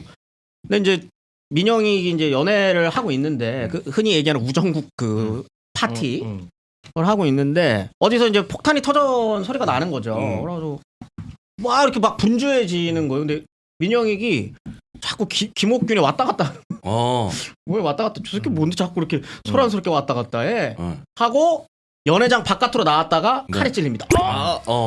갑자기 칼에 찔리는 거죠. 나도 모르게 나도 찔리는 소리 났어. 너무 연기 리얼해가지고 나도 이래가지고 연기 들어갈 뻔했네. 근데 민영익은 생명줄이 깁니다. 칼 맞고 안 죽어요. 피투성이가 돼가지고 연회장으로 들어온 거죠. 그러니까 사람들 난리가 난 거죠. 이 뭐야 이러냐. 난리가 났는데 이때 뭔가 이제 진압이 되게 생긴 거예요. 민씨들이 생명력이 길어. 그런가요? 민도희 아닌가? 점찍고 나타나는 민도희 아니야? 민소희. 민도희가 누구지 생각했어. 근데 민영익을 노렸었던 건 분명한 이유가 있습니다. 물론 이게 이들이 보기에는 수구파의 좌장이자 온건개화파의 좌장인데 사실상 민영익은 온건개화파라고 되어 있지만 실제로도 개화라는 큰 뭐 이렇게 의지가 있었던 인물이 아니었어요. 그냥 온건하기만 아니 했던 거 단지 아니에요? 민비의 척족일 뿐이지. 그러다 보니까 그냥 청나라 그렇죠. 애들 데리고 와가지고 원세계 위안스카이죠. 옆에 딱 들러붙어가지고 약간 자기 어떤 그런 과시만 하는 그런 인물로 비춰졌었던 사람이었기 때문에 일단 쟤는 우리가 찌른다. 찌르고 이 밑에 있었던 애들까지 다 찌르려고 했는데 실패를 한 거죠. 일단 1차 계획은 실패로 돌아갔어요. 근데 이때 김옥균과 이제 이 급진개화파들이 머리를 쓰죠. 머리를 어떻게 보면 이때까지는 잘 썼습니다. 그게 뭐냐면 고종한테 가요. 자기네들이 정변을 일으켰지만 반대로 얘기를 하는 거죠. 청나라군을 등에 업고 쟤네들이 온건개화파들이 정변을 일으킨 거다. 그러니까 빨리 옮기셔야 된다라고 해서 그 경우궁이라고 조그만한 궁이에요. 지금 아마 현대사옥 거기 개동에 있는 현대사옥 그쪽에 있는 경우궁이라는 게 있는데 그쪽으로 피신시킵니다. 고종을. 근데 왜 그러냐면 이유가 있어요. 거기가 작기 때문에 고종만 사실상 감금시켜 놓고 한 200~300여 명밖에 없거든요. 얘네는 병력이. 여기만 막으면 되는 거예요. 경우궁만. 그 정도는 되거든요. 한 100여 명이면 막을 수 있는 정도의 작은 궁궐이다 보니까 딱 틀어 앉히고 이제 고종한테 자 지금 청나라 와요. 쟤네 믿었다가 지금 정변 일으켰잖아요. 지금 빠르게 지금 우리가 일본식 개혁을 해야 됩니다. 라고 해가지고 이제 갑신정변의 그 메인이 되는 14개 조항의 어떤 개혁안을 정강을 발표를 하면서 빠르게 일을 추진시키는 시키려고 했었던 거죠. 네. 근데 이제 이게 물론 당연히 이제 책임자이자 최종 결정권자와 고종이지만 국가 시스템을 전면적으로 개혁하는데 고종 하나 감금시켜놓고 네. 정강 발표한다고 해갖고 나라가 바뀌겠습니까? 게다가 고종이 뭐 이렇게 힘이 센 왕도 아니었고. 네. 쉽지가 않았었던 거죠. 그러다 보니까 저기 이제 일단 바로 민비가 나서죠. 네. 고종을 꼬십니다. 여기서 뭐 하세요? 그래서 뭐 하십니까? 큰 궁궐로 가셔야죠. 네. 그래갖고 궁을 또 딴 데로 옮겨요. 네. 넓은 데로 아마 그때 창덕궁인가? 창덕궁이었을 거예요. 창덕궁으로 빨리 가자. 여기서 뭐 하세요? 옮기셔야죠. 그래갖고 창덕궁으로 끌고 가요. 그러다 보면 어떻게 되겠습니까? 100여 명으로 사수할 수 있는 궁궐이 네. 넓어지니까 네. 창덕궁 혹시 가보셨나요? 그 당연하다. 어제 청덕궁 한 번도 안 가봤어? 네. 서울에 한복판이 있는데. 가봤는데 기억 못할 수도 있는 거. 뭐 그렇죠. 그럴 수는 있죠. 창덕궁은 굉장히 넓어요. 엄청 넓죠. 100명 갖고 사수가 안 됩니다. 하여튼 마누라만 믿고 궁 옮기면 항상 경비 문제가 생깁니다. 지금이랑 비슷하다. 네네네. 인정했어. 그러다 보니까 옮기자마자 이제 민비가 바로 이제 청나라 군대를 등에 업고 바로 와가지고 진압을 시켜버리죠. 네. 그래서 3일 만에 개혁이 사실상 정변이 정변이. 끝이 나게 되고 예. 그 창덕궁으로 옮긴 거 그 한 실수 때문에 딱 모든 게 실패로 돌아갔네. 그렇죠. 이게 사실 그냥 이게 핵심이에요. 왜냐면 뭐 막아낼 수 있는 게 없잖아요. 100명 가지고 창덕궁을 사수할 수 없으니까 청나라 군대 한 1000명만 와도 뭐 지금 생각하기에 1000명 가지고 뭐 이라 하지만 네. 이때 1000명이면 엄청나거든요. 1000명 데리고 와가지고 그냥 싹 들어와가지고 쓸어버리면 끝납니다. 네. 그래서 이제 급진개화파들 이제 서재필을 필두로 한 필두는 사실 뭐 김옥균이었지만 네. 김옥균과 서재필을 필두로 한 이제 급진개화파들이 네. 인천항으로 째죠. 다 왜냐면 이제 죽게 생긴 거예요. 네. 다 도발이 친 거. 이건 아까 말씀드렸던 것처럼 쿠데타. 경찰용으로 나왔습니다. 경찰용으로. 뭐라고요? 도발이요? 도망 이제 이게 학생운동권에서 많이 쓰던 건데 이게 괴물에서 보면은 박해일 씨가 도발이의 왕으로 학창 시절부터 꼽혔다는 얘기가 나오거든요. 도망을 잘 치는 도발을 간다, 도발이 간다. 도발이. 네. 범인들이 도망가면 이제 잡으러 형사들이 가잖아요. 그때. 이 새끼 도발이 쳤어 이렇게 하거든요. 고급 그죠? 용어입니다. 고급 용어군요. 업계 용어죠, 업계 용어. 네. 뭐 김옥균, 박용효, 뭐 서광범, 뭐 서재필 이렇게 한 9명이 일단 인천항으로 도망갔다가 이것도 사실 웃긴 게 요게 바로 그거죠. 일본한테 SOS를 쳐요. 네. 왜냐면 애초에 청나라 군대가 베트남으로 빠졌다는 이야기를 듣고 같이 우리의 백업이 돼주세요라고 요청했었던 게 일본이었기 때문에 네. 돌아가는 상황을 딱 보니 일본 도움이 필요하겠다 해서 일본한테 SOS 치는데 무시하죠. 청나라 군이 뭐 온다는데 우리 지금 끼다가는 이 시기는 참고로 이제 청일 전쟁보다도 한참 전입니다. 그렇죠. 10년 전. 아직 일본군이 그렇게 청나라랑 1대1로 우리가 이길 수 있을 거란 보장이 없어요. 그렇기 때문에 조선을 가운데 두고 청나라랑 크게 붙고 싶지는 않아요. 그러다 보니까 SOS를 쳤지만 I'm sorry 하고 대신 니들 째는 거는 데리고 와줄게라고 해서 일본을 일단 잽니다. 네. 일본으로 딱 쨌는데 이때 이제 고종은 개빡쳐 있죠. 빡쳐 있다라 뭐 고종이 빡쳐 있다기보다는 뭐 민비가 빡쳐 있는 민비도 빡쳐 있고 이제 고종도 같이 이제 부하 내동해가지고 야 일본으로 도망가 있는데 일본 애들한테 얘기해가지고 잡아갖고 오게끔 해야지 라고 해서 일본 쪽을 계속 압박을 해요. 잡아갖고 와라. 그러다 보니까 신변의 위협을 느껴서 샌프란시스코로 도망을 가게 돼요. 그때 처음 간 게 미국인 거예요? 그렇죠. 생각을 해보십시오. 미국에 도착을 한 거죠. 이때 샌프란시스코는 이미 황금강 시대 이후기 때문에 이미 서부가 어느 정도 좀 뭔가 이렇게 발전이 되어 있는 거거든요. 아까 그 강호동 씨가 엠파이어 빌딩 같다. 본 것처럼 그래도 이때 마산은 그래도 도시인데 그나마 도시였는데 그거를 본 거랑 조선 땅이 있다. 그나마 봤던 게 한 일본 정도의 개화 수준이었다가 샌프란시스코로 본 거예요. 이제 뭐 어마어마한 충격에 빠지는 거죠. 와 이게 미국인가? 이런 게 이게 진짜 근대구나 라고 하는 걸 느끼는데 돈이 없잖아요. 박영훈은 이후의 삶도 약간 비슷한데요. 닥쳐올 생활의 위협을 고민하는 속에서 다시 일본으로 갑니다. 그러니까. 여기서는 못 살겠다. 네. 왜냐면 돈이 없잖아요. 서강범도 얼마 안 있다가 돌아갑니다. 생활고에 못 이겨서. 근데 유일하게 한 사람이 미국에서의 삶을 선택하는데 그 사람이 이제 서재필이 되는 거죠. 네. 근데 사실 이건 돌이켜 생각해 보면 나이 때문일 수도 있어요. 그렇죠. 네. 제일 어리고. 제일 어리고 한번 여기서 무언가 제대로 한번 해봐야겠다. 어리다 보니까 충격도 좀 셌을 수 있죠. 어린 나이다 보니까 와 이거 나 아직 앞길이 창창한데 다시 돌아가가지고 이렇게 그 다음에 우리는 뭔가 좋은 일 하려고 우리 나름대로 했었던 건데 우리를 이렇게까지 취급을 해? 이거는 진짜 나는 다시는 저 나라 돌아가고 싶지 않아 라고 생각했을 수도 있고요. 여러 가지 생각 속에서 미국에 남게 됩니다. 네. 근데 아무도 후원을 안 해줘요. 이제 후원이 초기에나 있지. 네. 뭐 일본 애들도 초기에나 뭐 정착금 정도나 주는 거지. 후원이 되겠습니까? 영어도 못할 거 아니에요. 영어 아예 못해요. 영어 아예 못하는 상황이에요 지금. 그러다 보니까 뭐 처음에는 시골이랑 이런 데를 막 돌아다니면서 네. 실제로 신문 배달, 막노동, 뭐 이런 생활을 한 1년 넘게 하십니다.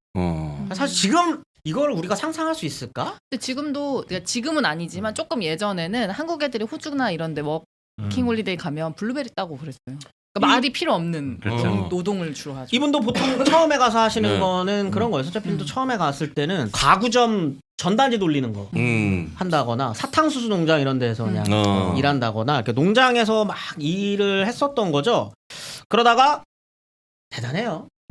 낮에는 그렇게 일하고 밤에는 또 꼬박꼬박 YMCA 거기에 가가지고 영어 공부를 합니다. 야학을 다녔고. 이게 지금 추경야도. 예, 열심히 상상. 진짜. 그러니까 글로만 읽으면 그래 뭐 낮에 일하고 밤에 했겠지. 아는 사람 아무도 없고. 어떤 구태여란 표현으로 정말 이영만리 혼자 미국 땅에 앉아가지고 그렇게 공부를 하면서 일을 이제 한 거죠. 이때 무슨 뭐 한국인이 영어 잘해서 그 한국인한테 영어 배운 것도 아니고 진짜 생으로 영어를 배운 거 아니에요. 생으로 이제 영어로 배운 겁니다. 근데 참 운명이라는 게 그렇게 열심히 살다 보니까 한 사람 눈에 띄어요. 정치가 눈에 띕니다. 이 사람은 서재필은 개종을 한 게 큰. 그렇죠. 이제 기독교 쪽으로 이제 개종을 하면서 이제 개신교 쪽 사람들과 인연을 원래 개신교 분들이 이 시기 때는 이제 그런 마인드잖아요. 자선이. 네, 자선 사업 뭐 이런 걸 하다 보니까 얼마나 눈에 띄었겠어요. 저 누군데 쟤? 조선에서 왔 조선은 어딘데? 몰라. 저기 뭐 일본 옆에 있는 나라인데 와가지고 뭐 낮에는 저렇게 일하고 밤에는 공부하네. 이러다 보니까 쟤는 인물이다라는 생각이 좀 들었겠죠. 이제 그 사람이 존 홀렌백이라는 사람이거든요. 이 사람이 이제 사업가였는데 이 사람이 이제 서재필을 후원하기 시작합니다. 후원하기 시작해서 자기가 만든 고등학교에 입학을 시켜요. 그때 20살이었거든요. 네. 그 펜실베니아주에 있는 해리 힐만 아카데미라는 이제 고등학교에 입학을 시키고 공부를 본격적으로 시키기 시작합니다. 그리고 그 해리 힐만 학교의 교장 선생님 집에 약간 그런 거 있잖아요. 집안일도 하고 사원 같은 느낌. 이거 하면서 공부도 해라. 조경사이자 뭐 이런 거. 이때 서재필이라는 이름이 좀 어려우니까 필립 그쵸. 제이슨으로 홀렌백이 이름을 같이 바꿔주게 되는 거죠. 필제 서로 이름을 바꾸고 뭔가 제대로 공부를 한번 시켜보려고 했었던 거예요. 존 홀렌백은 굉장히 홀렌백이 은인이네. 엄청난 은인이죠. 엄청난 은인입니다. 그리고 그걸 졸업한 다음에 지금의 조지 워싱턴 대학의 전시이거든요. 콜럼비아 대학 DC 워싱턴에 있는 이제 컬럼비안 대학이라는 대학에 야간부에 입학까지 시켜주고 대학까지 입학을 시켜준 거예요. 제대로 밀어줬네. 완전히 밀어준 거죠. 근데 이제 여기를 졸업하면서 갈라지게 되는 게 뭐냐면 콜럼비아는 갈라졌다라기보다는 이제 더 이상 제가 알아서 할게요. 를 선택하게 되는 게 홀렌백은 이렇게 해줬었던 이유가 있었던 거예요. 그게 뭐냐면 조선에 선교사로 갔으면 좋겠다. 조선인이고 일종의 선교를 위한 네. 뭐라고 하나 이게 전이 그렇죠. 같은 느낌인데 세상에 공짜는 없거든요. 그렇죠. 서재필은 그게 아니고 더 공부를 하고 싶어. 그렇죠. 서재필 같은 경우에는 이게 아까 처음에 얘기했었던 검은머리 외국인이라는 욕을 듣는 이유 중에 하나예요. 뭔가 조선을 위해 와달라라고 하거나 이럴 때마다 거절해요. 거절합니다. 미국물 먹었어, 미국. 잔슨빌 먹고 지금 찾았어. 근데 뭐 그렇게 생각할 수도 와. 있지만 생각을 한번 해보자는 거죠. 이것도 뭐 굳이 뭐 이 사람의 마음까지 우리가 뭐하러 생각해라고 할 수도 있지만 선택이 네. 다수나 공동체를 따라가는 것이 아니라 개인. 어. 개인. 근데 그게 꼭 나쁜 거냐? 네. 왜냐하면 여튼 선두주자로 열었으니까 네. 그런 것도 우리가 고민을 해봐야 된다. 그리고 미국의 사상 자체가 약간 개인주의 성향이 강하잖아요. 그러니까 그런 면이 있을 수도 있는 배웠으니까. 거고 워낙 또 이 도전 정신이 강했기 때문에 그럴 수도 있으니까 우리가 속단하지 말자. 근데 네. 정작 미국에서 평생 살았던 이 후원자는 그러니까 선교사로 선교사로 가길 바라는데 그러니까. 그걸 내가 미국 가서 배워보니까 여긴 개인주의야 이렇게 말이 안 되잖아. 그렇긴 하네. 아마 추측컨대 이 시기 때까지 두려웠을 수도 있어요. 돌아가면 내가 죽을 수도 있다라는 그런 두려움도 있을 수 있고요. 아직 조선은 때가 아니야라고 생각했을 수도 있습니다. 준비가 되어 있지 않은 나라라고 네. 생각했을 수도 있어요. 하긴 그 김옥균이나 이미 먼저 간 사람들이랑 연락은 계속 하고 있었을 거 아니에요. 박용효 같은 경우에는 왔다 갔다 하면서 연락을 하는데 참고로 김옥균은 조금 이따 죽습니다. 그죠. 암살당해서 죽게 되거든요. 죽고 이제 와서 네. 효시당한 거 아니. 그 얘기도 들었다고 생각을 해보세요. 그렇죠. 아. 저작거리에 목이 날려서. 내가 믿고 따랐었던 형 그리고 아버지의 부재를 대체해줬었던 사람이 조선에 있는 그 수구 집단들한테 사주받은 사람한테 죽었다. 다시 돌아갈 수 있을 것 같아요. 무섭죠. 무섭습니다. 그렇기 때문에 이 사람이 조선으로 돌아오지 않았었던 거에 대해서 함부로 판단하기는 좀 힘든 측면이 좀 있어요. 아무튼 그리고 난 다음에 공부를 합니다. 네. 공부를 해서 한국 한인 최초, 미국 한인 최초로 세균학 전공으로 의학 박사까지 올라갑니다. 진짜 야. 똑똑했다. 공부에 또 의학 학사까지. 네, 의사가 된 거죠. 그래도 그렇게 나이 먹고 가가지고 그 정도까지 했으면 네. 공부에 자질이 있긴 그럼요, 있었네. 그럼 개인적 욕심도 생기긴 생겼겠다. 그렇죠. 굉장히 똑똑한 사람이죠, 사실이요. 아. 이게 아무리 뒤에 후원이 있다고 한들 네. 이게 말이나 되는 이게 그렇지. 의학에 관심을 갖게 된 것도 혼자 공부해가지고 영어를 배워서 도서관에서 아르바이트를 하는데 네. 그 아르바이트 했었던 게 하필이면 중국어랑 그 일본어로 되어 있는 의학 서적을 영어로 번역하는 일을 네. 대단하다. 조선인이에요. 야. 근데 일본어를 어. 영어로 번역하는 걸 아르바이트로 한 거예요. 이게 보통 천재입니다. 진짜 거기에 똑똑했네. 다 백인이고 자기 혼자나. 언어 스페셜리스트였습니다. 네. 기본적으로. 그렇죠. 네. 그러니까 이걸 보고 의학이라는 게 있구나. 어. 근데 의학이라는 게 굉장히 재밌네. 그 재밌다고 의학 공부해가지고 의학 학사 딸 수 있나요? 불가능하죠. 불가능하잖아요. 네. 이 사람 그거 해낸 거예요. 아. 굉장히 천재입니다. 그렇게 해서 이제 의학을 야간반으로 졸업을 하고 2등으로 네.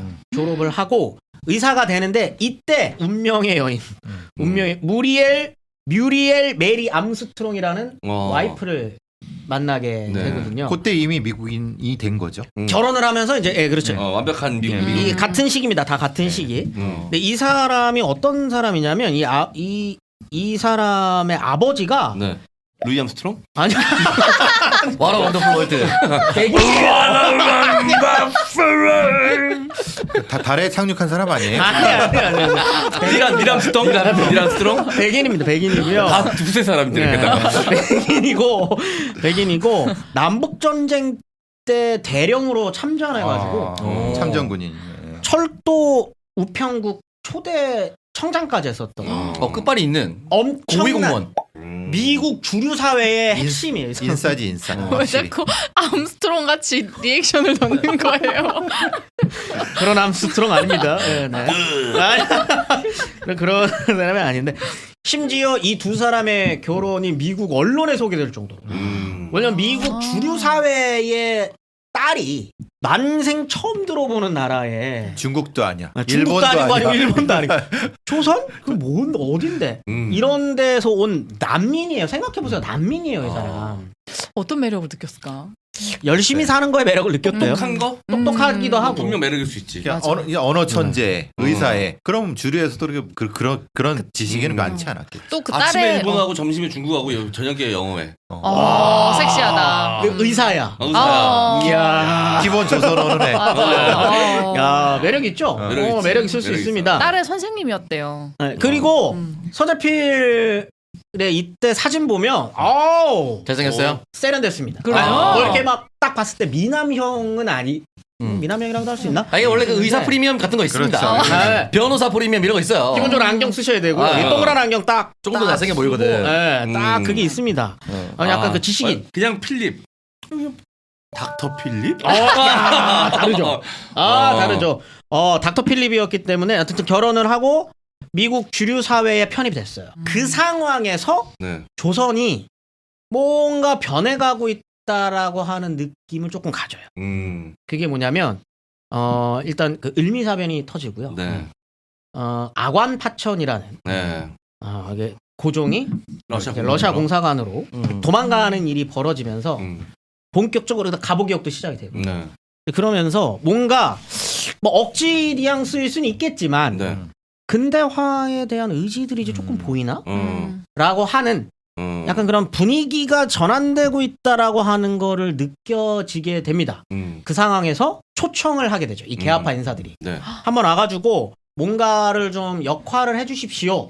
라고 해서 중추원. 이때 이제 어떻게 보면은 지금 그 가보개혁 이후에 뭔가 그 개혁을 하려고 하는 핵심 기구 인사들이 모여 있는 기구거든요.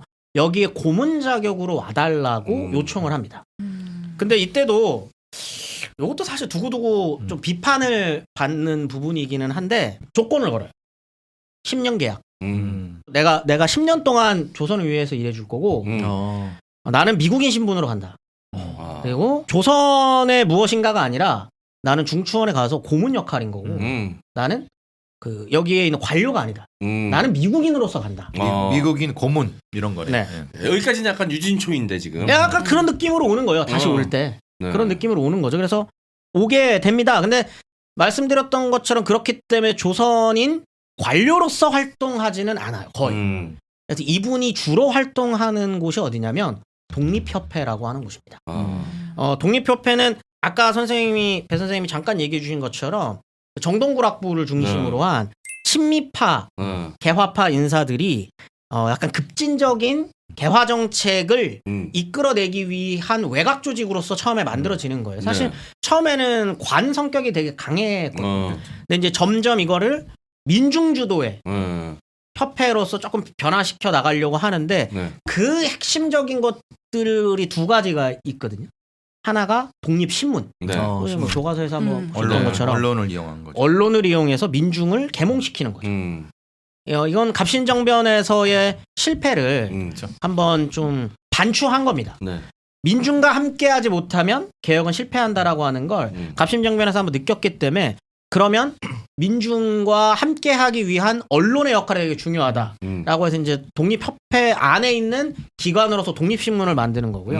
두 번째는 그 유명한 이제 만민공동회라고 하는 드디어 나오는군요. 네. 만민공동회. 토론회를 조직을 하게 되는 일종의 거예요. 직접 민주주의적 그렇죠. 정치 제도를 지향하는. 자유발언대. 그렇죠. 맞습니다. 그 백정이 올라가서 막 맞습니다.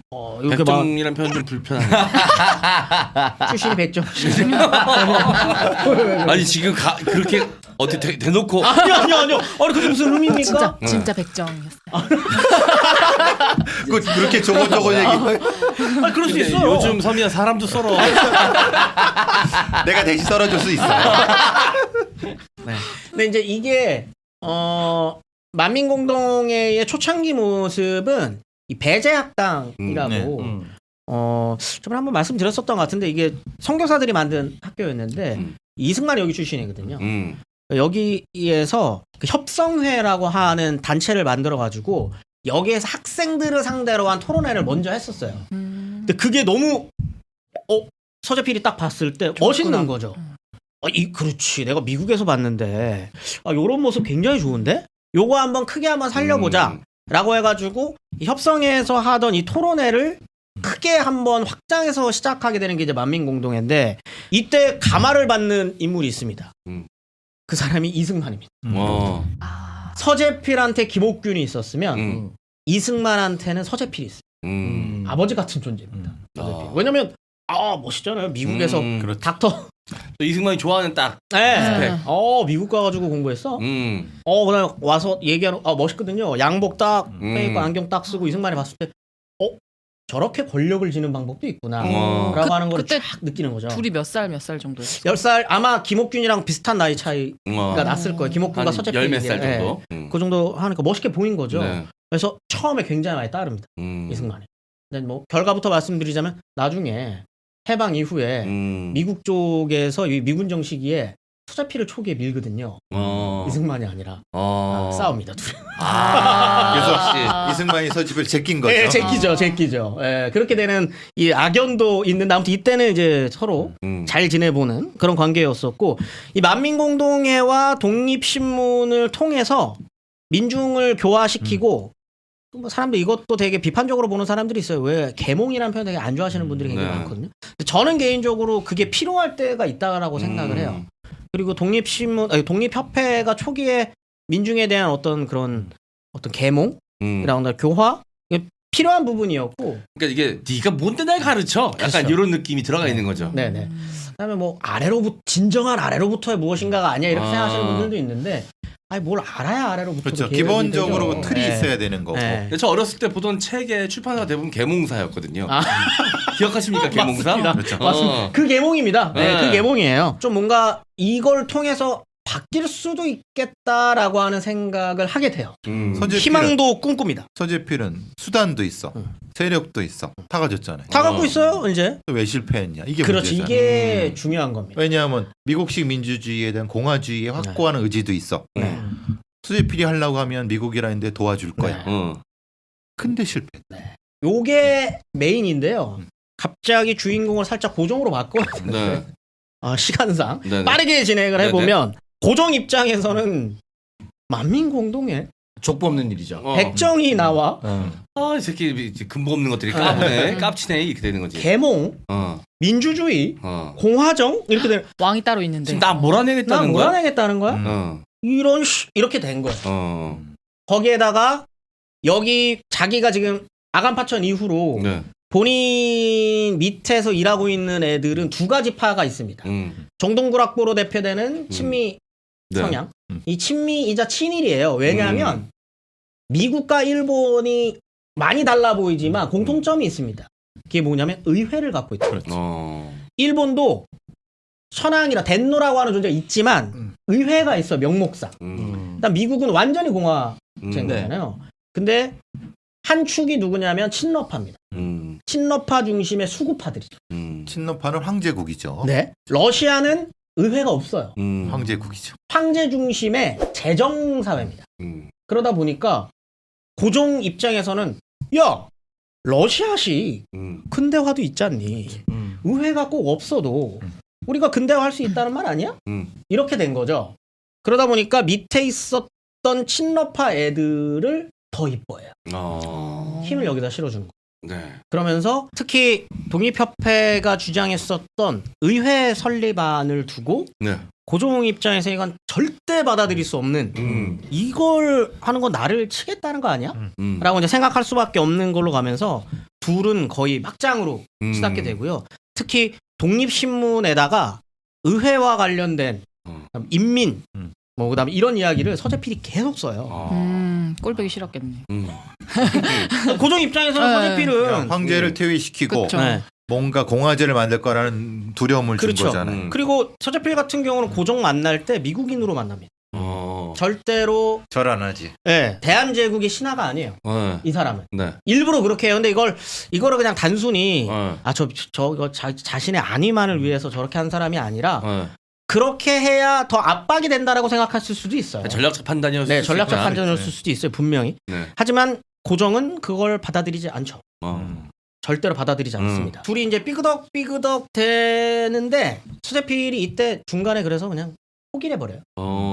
말 안 들으니까. 말을 안 듣는 걸 희망이 없다라고 본 것 같아. 어. 더 이상 내가 여기서 할 수 있는 거는 없을 것 같다라고 생각을 했던 것 같아요. 설득이 안 되는구나. 여기서는 설득이 안 되는구나라고 해서 10년 계약을 파기합니다. 10년 계약을 파기를 하거든요. 몇 년 한 2년 반, 2년 8개월인가? 반도 안 했네. 아유, 근데 그 동안에 열심히는 했죠, 당연히. 네. 독립협회 안에서도 활동도 많이 하고 의회 설립과 관련돼서도 준비도 많이 했지만 아무튼 근데 갈라서게 되는데요. 서재필이 강수를 두죠. 10년치를 계약을 했으니 월급 10년치 다 줘. 어? 선불 땡긴 거예요 지금? 갑을? 아니 니들이 나랑 10년 계약했는데 니네가 의지가 없어 내가 돌아가는 거잖아. 돈 줘야지. 좀 그런데.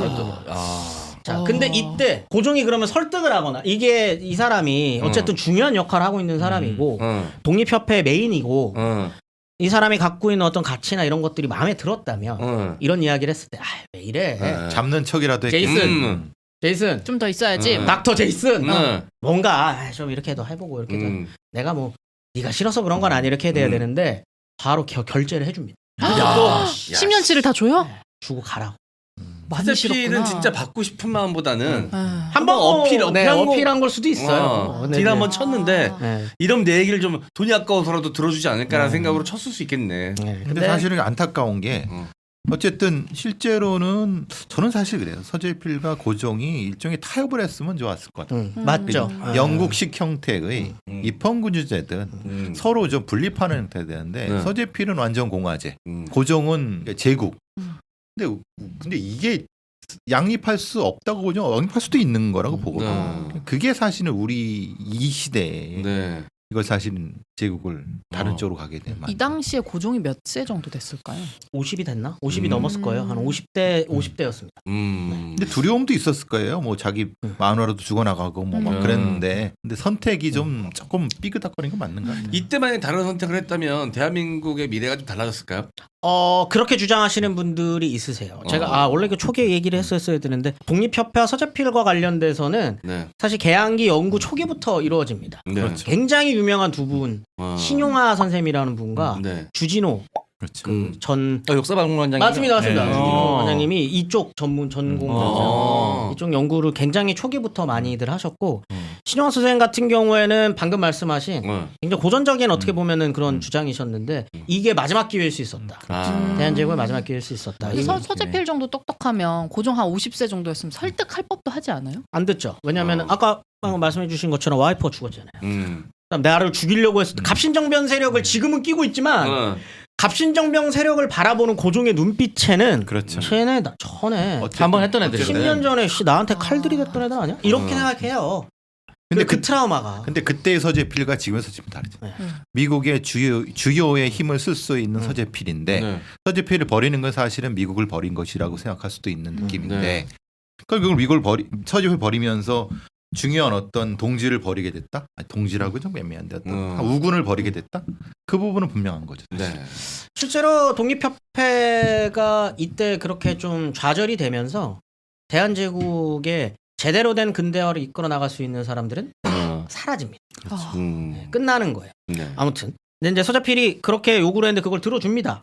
그래가지고 지불을 24,400원의 위약금을 지급을 받고 일본으로 다시 미국으로 이제 건너가게 돼요. 근데 이때 지인들은 말리죠. 독립협회 사람들은 뭐 중추원까지는 그래 그만 하더라도 독립협회라고 하는 곳에서 뭔가 해야 되지 않아? 라고 하는데 뭐라고 얘기하냐면 이거 뭐 썰이기는 합니다만 이렇게 얘기를 했다라고 전해져요. 귀국의 정부가 나를 필요 없다고 하여 가는 겁니다. 완전 타자화 시키는구나. 귀국 정부? 네. 내 나라 아니고 당신의 나라. 귀하처럼. 네네네. 이거를 듣고 마중 나왔었던 사람들이 희망을 놨대요. 아이고. 마음이 완전 떴구나. 완전히 떴구나. 그냥 미국 사람 됐구나. 미국 사람이구나라고 생각을 해서 조금 둘이 이제 갈라지게 되기도 하는데 아무튼 이승만의 음모일 수 있습니다. 이건. 그런 음모론도 있어요? 그때 이승만이 있었기 때문에 귀국 가는 길에 이승만이 가요. 그러니까 이 같이 배웅회로 배웅회로 가는 거거든요. 마치구름에서 신제품이 출시됐습니다. 마치구름처럼 진정의 밤은 마요와 시어버터 7가지 식물성 오일을 넣었고요. 갑자기 난 트러블에도 바르실 수 있게 병풀과 알로에, 편백, 티트리 오일을 넣었습니다.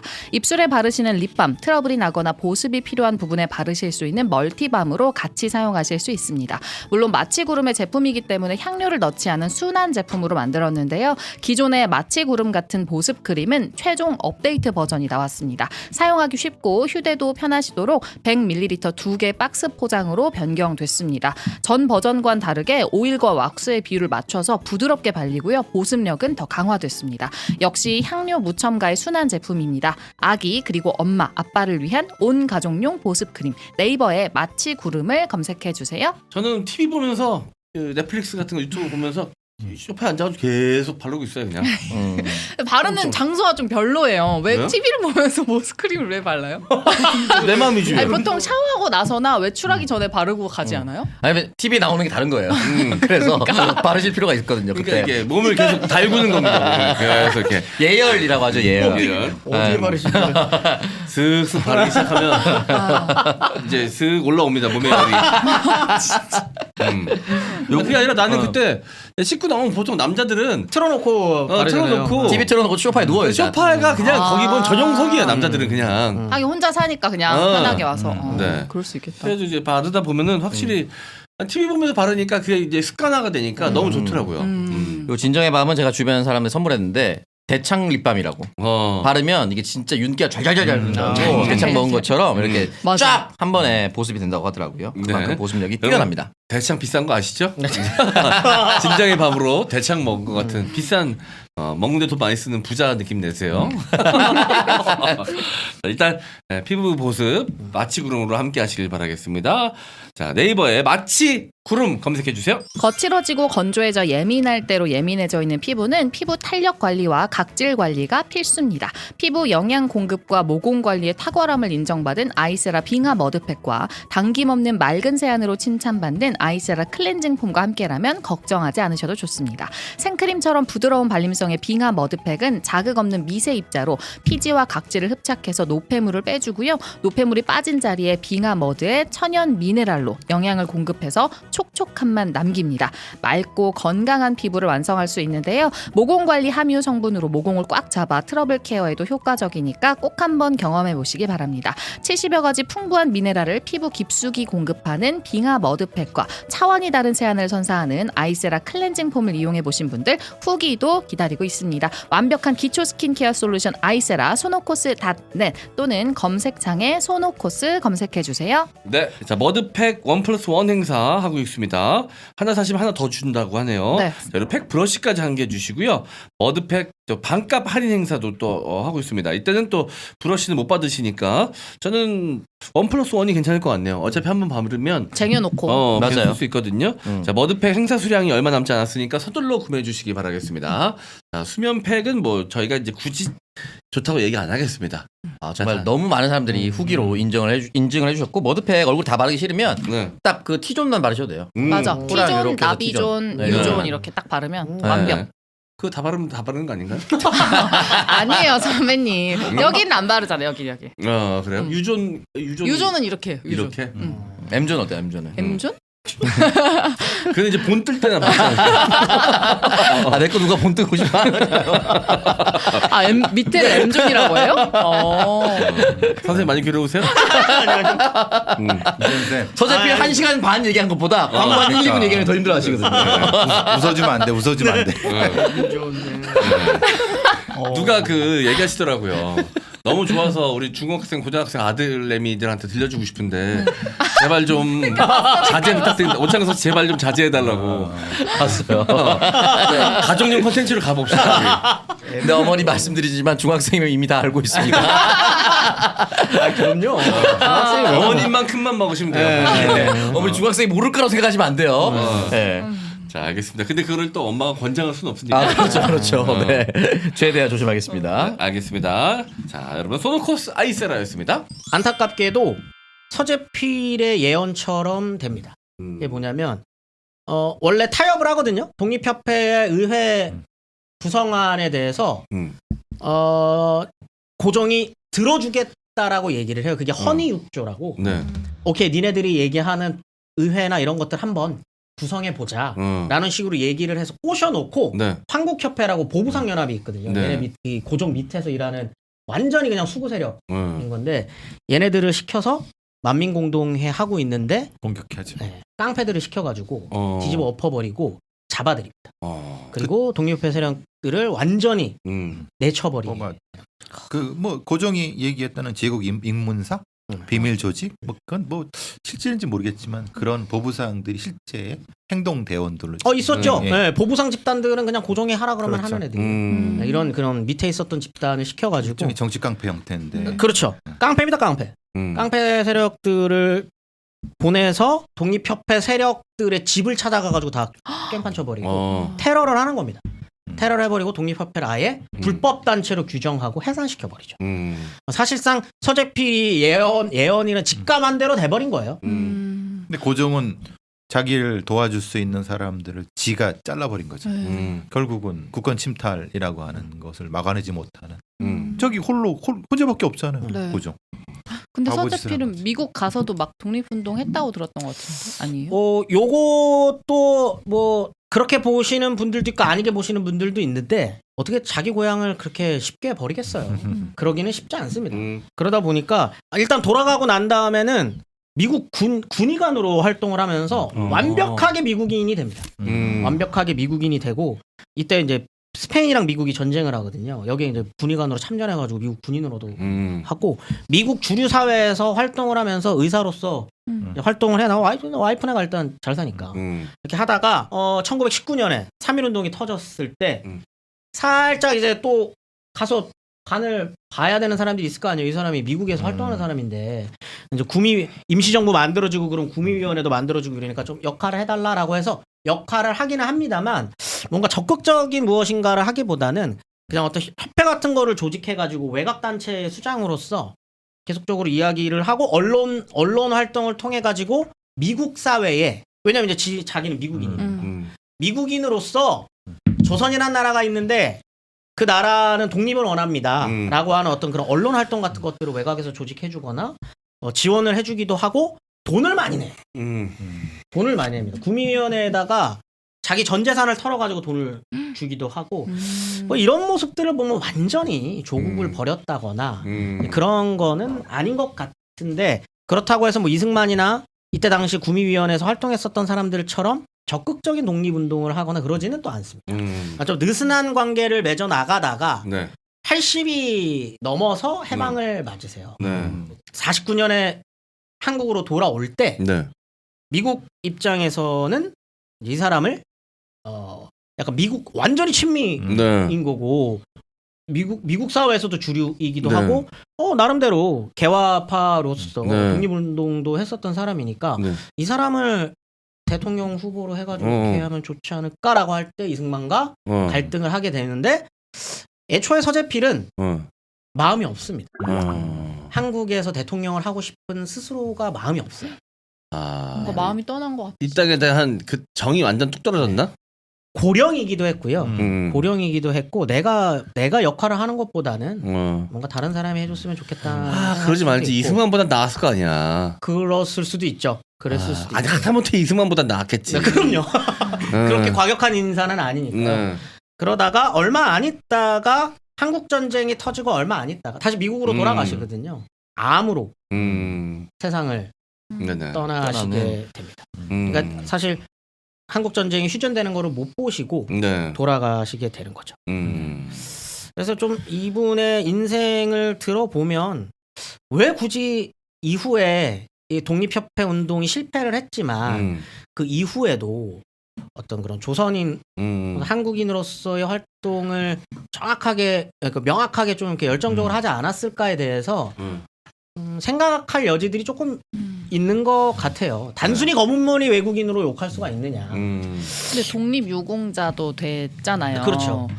근데 그렇다고 하기엔 다른 독립운동가 분들만큼은 활동을 했는지는 잘 모르겠어요. 근데 사실 목숨 걸고 갑심정변도 참여를 했었고 독립협회운동도 미국인으로서 참여를 했지만 그것도 목숨 건 거예요. 근데 여기서의 문제는 1910년 이후의 독립운동이 아니에요.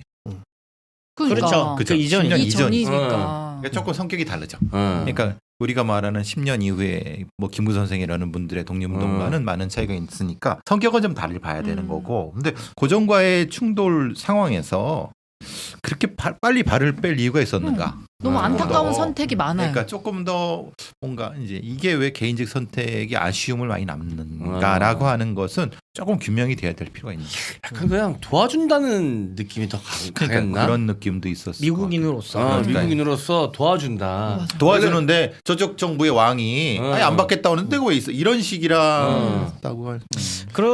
그렇게 얘기하시는 분들이 많으시고요. 근데 이제 임시정부 이후에 뭔가 그 활동들도 은연중에 툭툭 그 언론에서나 인터뷰에서 그런 얘기 계속해요. 조선은 썩어서 희망이 없어가지고 내가 이런 얘기를 하거든요. 네. 의사로서 조선병 그렇죠. 조선병이라고 표현을 해요. 그러니까 아, 조선은 병이라고 표현한다고요? 네. 조선은 얘네는 병든 네. 왕자다. 병들었다 지금. 아. 그래서 개혁의 의지가 없다.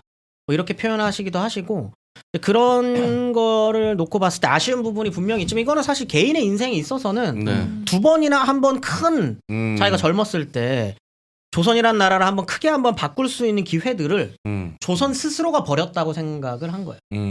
근데 고향이고 나의 조국이고 네. 그러다 보니까 아예 버리지는 못하고 느슨한 연대 속에서 돈도 후원도 하고 난 임시정부와의 끈을 아예 놓지는 않으면서 뭔가 활동들을 같이 해나가는 모습들까지는 네. 보여주셨던 거죠. 세 번의 기회가 있었네. 갑신정변 그리고 고종과의 만민운동에 그다음에 이승만의 대통령 그때 고사 세 번의 기회가 있었네. 세 번 다 제대로 이제 네. 성과를 내지 못하셨던 거죠. 그런 선택들 때문에 아마 홍소미 씨도 이름이 긴가민가 할 그렇죠. 정도의 독립운동가로 그렇죠. 남은 거겠죠. 제가 기억한 게 서재필, 독립협회, 독립신문 세 가지였는데 진짜 그 세 가지밖에 없다고 느꼈어요. 약간 지금 배우고 나니까. 그렇지만 그건 굉장히 굵직한 업적. 그렇죠. 그건 분명한 거라서 단순히 이 사람을 검은머리 외국인의 시초 정도로 보기보다는 네. 뭔가 젊은 시절에는 한번 조선이라는 나라를 제대로 한번 변화시켜 보려고 하는 혁명가로서도 기억해 줄 필요도 있다. 근데 그때의 공화주의가 네. 결국은 1919년에 민주정부의 그렇죠. 공화주의로 넘어오게 되는 네. 큰 배경이 그 되는 뿌리가 거죠. 됐었던 사람이기도 그렇죠. 합니다. 그리고 미국식 대통령 때부터 미국식 민주주의가 네. 많이 들어오게 되는 그 계기도 된 거잖아요. 알겠습니다. 주변에 이제 외국 나가서 사는 분들 보면 외국 나가서 살아가지고 더 막 우리나라에 대한 애국심이나 자기는 난 한국 사람이다라는 자긍심 같은 게 더 막 세지는 사람이 있고 가자마자 거기 사람 되는 사람들이 맞아요. 있어요. 맞아. 있어요. 완벽하게 거기 그냥 현지 적응해가지고 거기에 최대한 거기 있는 사람들하고 어울리려고 노력하는 사람들이 있는데 서재필 선생은 좀 더 후자에 가깝지 않았나. 그래서 대한민국을 바라보는 시각 자체가 조국의 개혁보다는 내가 이제 미국 사람으로서 조선이라는 안타까운 현실의 나라를 좀 돕는다라는 개념이 조금 더 크지 않았나. 그래서 사실 뭐 개인의 인생의 선택은 뭐라 할 수 없지. 그러니까 못된 짓을 한 건 아니니까. 그렇죠. 아쉬워. 후 세대 입장에서는 좀 아쉬운 부분이 있다. 그 정도로 정리하면 될 것 같습니다. 오창석 씨는 어떠셨어요? 아 그거 초반에 얘기했던 거. 저는 이제 이 얘기를 쭉 들으니까 결핍과 엘리트주의의 결합인 것 같은데 아버지가 없으니까 멘토를 찾아 나섰는데 국가가 멘토가 될 수가 있는 거거든요. 국가가 내가 섬겨야 할 존재가 될 수가 있는 거예요. 그 섬겨야 할 존재를 뭔가 해보려고 했는데 일단 안 됐어요. 조선에서는 모든 게 안 됐어. 내가 섬겼던 사람이 부관참시 당했어. 근데 미국으로 넘어갔어요. 내가 하는 것만큼 다 돼. 아 그거 굉장히 중요하죠. 키워주고 이게 사실 이제 밀어주고. 근저에 있는 기저에 있는 엘리트주의거든요. 내가 하는 만큼 다 돼. 그래서 다시 불러서 조선으로 돌아갔는데 내가 하는 만큼 안 돼. 내가 훨씬 더 똑똑하고 나 혈혈단신 미국 가서 다 해냈는데 여기선 안 되는 거야. 좋은 분석입니다. 뭐야. 내가 하고 싶은 말이야. 어. 하고 싶어? 여기서 하시면 안 됩니다. 그래서 이게 겹쳐져 있는 것 같아요. 섬기지 못했었던 섬길 만한 사람이 없었던 이 결핍과 엘리트주의가 너무 크게 결합되다 보니까 이 사람은 여기서 인정을 받고 하는 것만큼 다 되니까 여기서 그냥 편하게 살고 싶다는 마음이 뭐가 잘못됐다고 그 얘기했을까? 나의 꿈을 이뤄준 나라는 미국이니까. 아 그거 굉장히 중요하죠. 서재필한테는 김옥균이 있었고 존 홀렌백이 있었고 그 다음에 암스트롱이 있었어요. 그러니까 결국은 암스트롱으로 간 거죠. 홀렌백을 넘어서 장인어른. 암스트롱으로 간 거죠. 김옥균은 결국은 이루지 못한 꿈이 된 거고.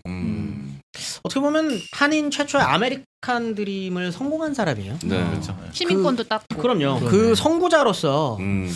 본인이 생각하는 미국이라는 나라가 어땠을지는 사실 우리가 상상하기 좀 쉽지 않은 것도 있습니다. 네. 알겠습니다. 자, 사실 뭐 대충 알고 있었던 거의 아는 게 전무했었던 전무에 가까웠었던 서재필 선생에 대해서 오늘 좀 제대로 좀 정리되는 시간이 아니었나라고 생각이 듭니다. 자, 송섬이의 세 줄 요약합니다. 그 시간 강사 안 할 줄 알았지만 하는군요. 네. 합니다. 시간 빨리. 세 줄인데 뭐. 시간 있어요. 세 줄인데 그런 뭐. 걸로 시간만 이게 안 끌면 돼. 그렇죠. 그럼요. 세 줄 요약 뭡니까? 고종식의 온건파와 개합파가 있었는데 개합파 중에 한 명이었던 가장 어렸던 서재필이 갑신정변을 일으켜서 뭔가 나라를 바꾸려 했으나 실패하고 미국으로 건너가서 좋은 사람을 만나서 다시 귀국하려고 했으나 왔다가 또 고종의 허니 육조에 밀려서 실패하고 다시 미국으로 돌아가서 네. 그렇게 돌아가셨다는 이야기. 요약해달라고 돌아가셨다는 이야기. 야. 그 이후로 제일 중요한 거 독립신문도 안 나오고 독립협회도 안 나오고 세 줄 요약이 뭐 이래. 아니 동사는 다 서재필님 맞는데 중간 내용이 컨텐츠가 없어. 그리고 야, 컨텐츠가. 내가 맨날 세 줄 요약이라고 얘기하는데 세 줄로 정리한 적이 한 번도 없어. 우리 이 가로쓰기나 띄어쓰기가 다 독립신문에서 비록된 거예요. 그런 얘기를 해주셨어야죠. 독립회는 최초의 한글 신문이고요. 네. 띄어쓰기를 네. 처음으로 네. 도입한. 그래 그거예요. 독립신문의 의의가 그거예요. 교과서에 항상 사진이 실려 있어서 네. 하잖아요. 문신립도 문신립독이죠. 네. 인민이란 말도 처음 사용했고 그럼 뭐 그런 공화주의도 거. 처음 네, 사용했고 그러니까 대단한 점 많은데 아쉬운 것이 마치 저의 세 줄 요약 같네요. 뭐야? 쓱 지가 야, 씨. 마지막 거엔 또 동의되니까 참아보겠습니다. 자, 이제부터는 송서미 씨가 저 대본에 필기한 다음에 열심히 필기하고 두고 가잖아요. 저거를 이제 방송 올라갈 때 유튜브에 찍어서. 커뮤니티에 찍어서 올려드리겠습니다. 가져갈 거야. 커뮤니티 요약 노트라고 해가지고 올려드릴게요. 송서미가 뭘 메모를 했는지 여러분들 방송 들으시면서 함께 한번 보시기 바라겠습니다. 이상한 소리 안 썼겠지? 알겠습니다. 고추 같은 거 그린 거 아니야? 그러니까? 그런 거 하면 커뮤니티는 더 좋아집니다. 내가 슬쩍 그려 넣어야겠다. 되게 디테일하게. 알겠습니다. 오늘 방송 여기서 마무리하고요. 저희는 다음 주에 또 새로운 인물 들고 돌아오도록 하겠습니다. 다음 주에 만나요. 안녕.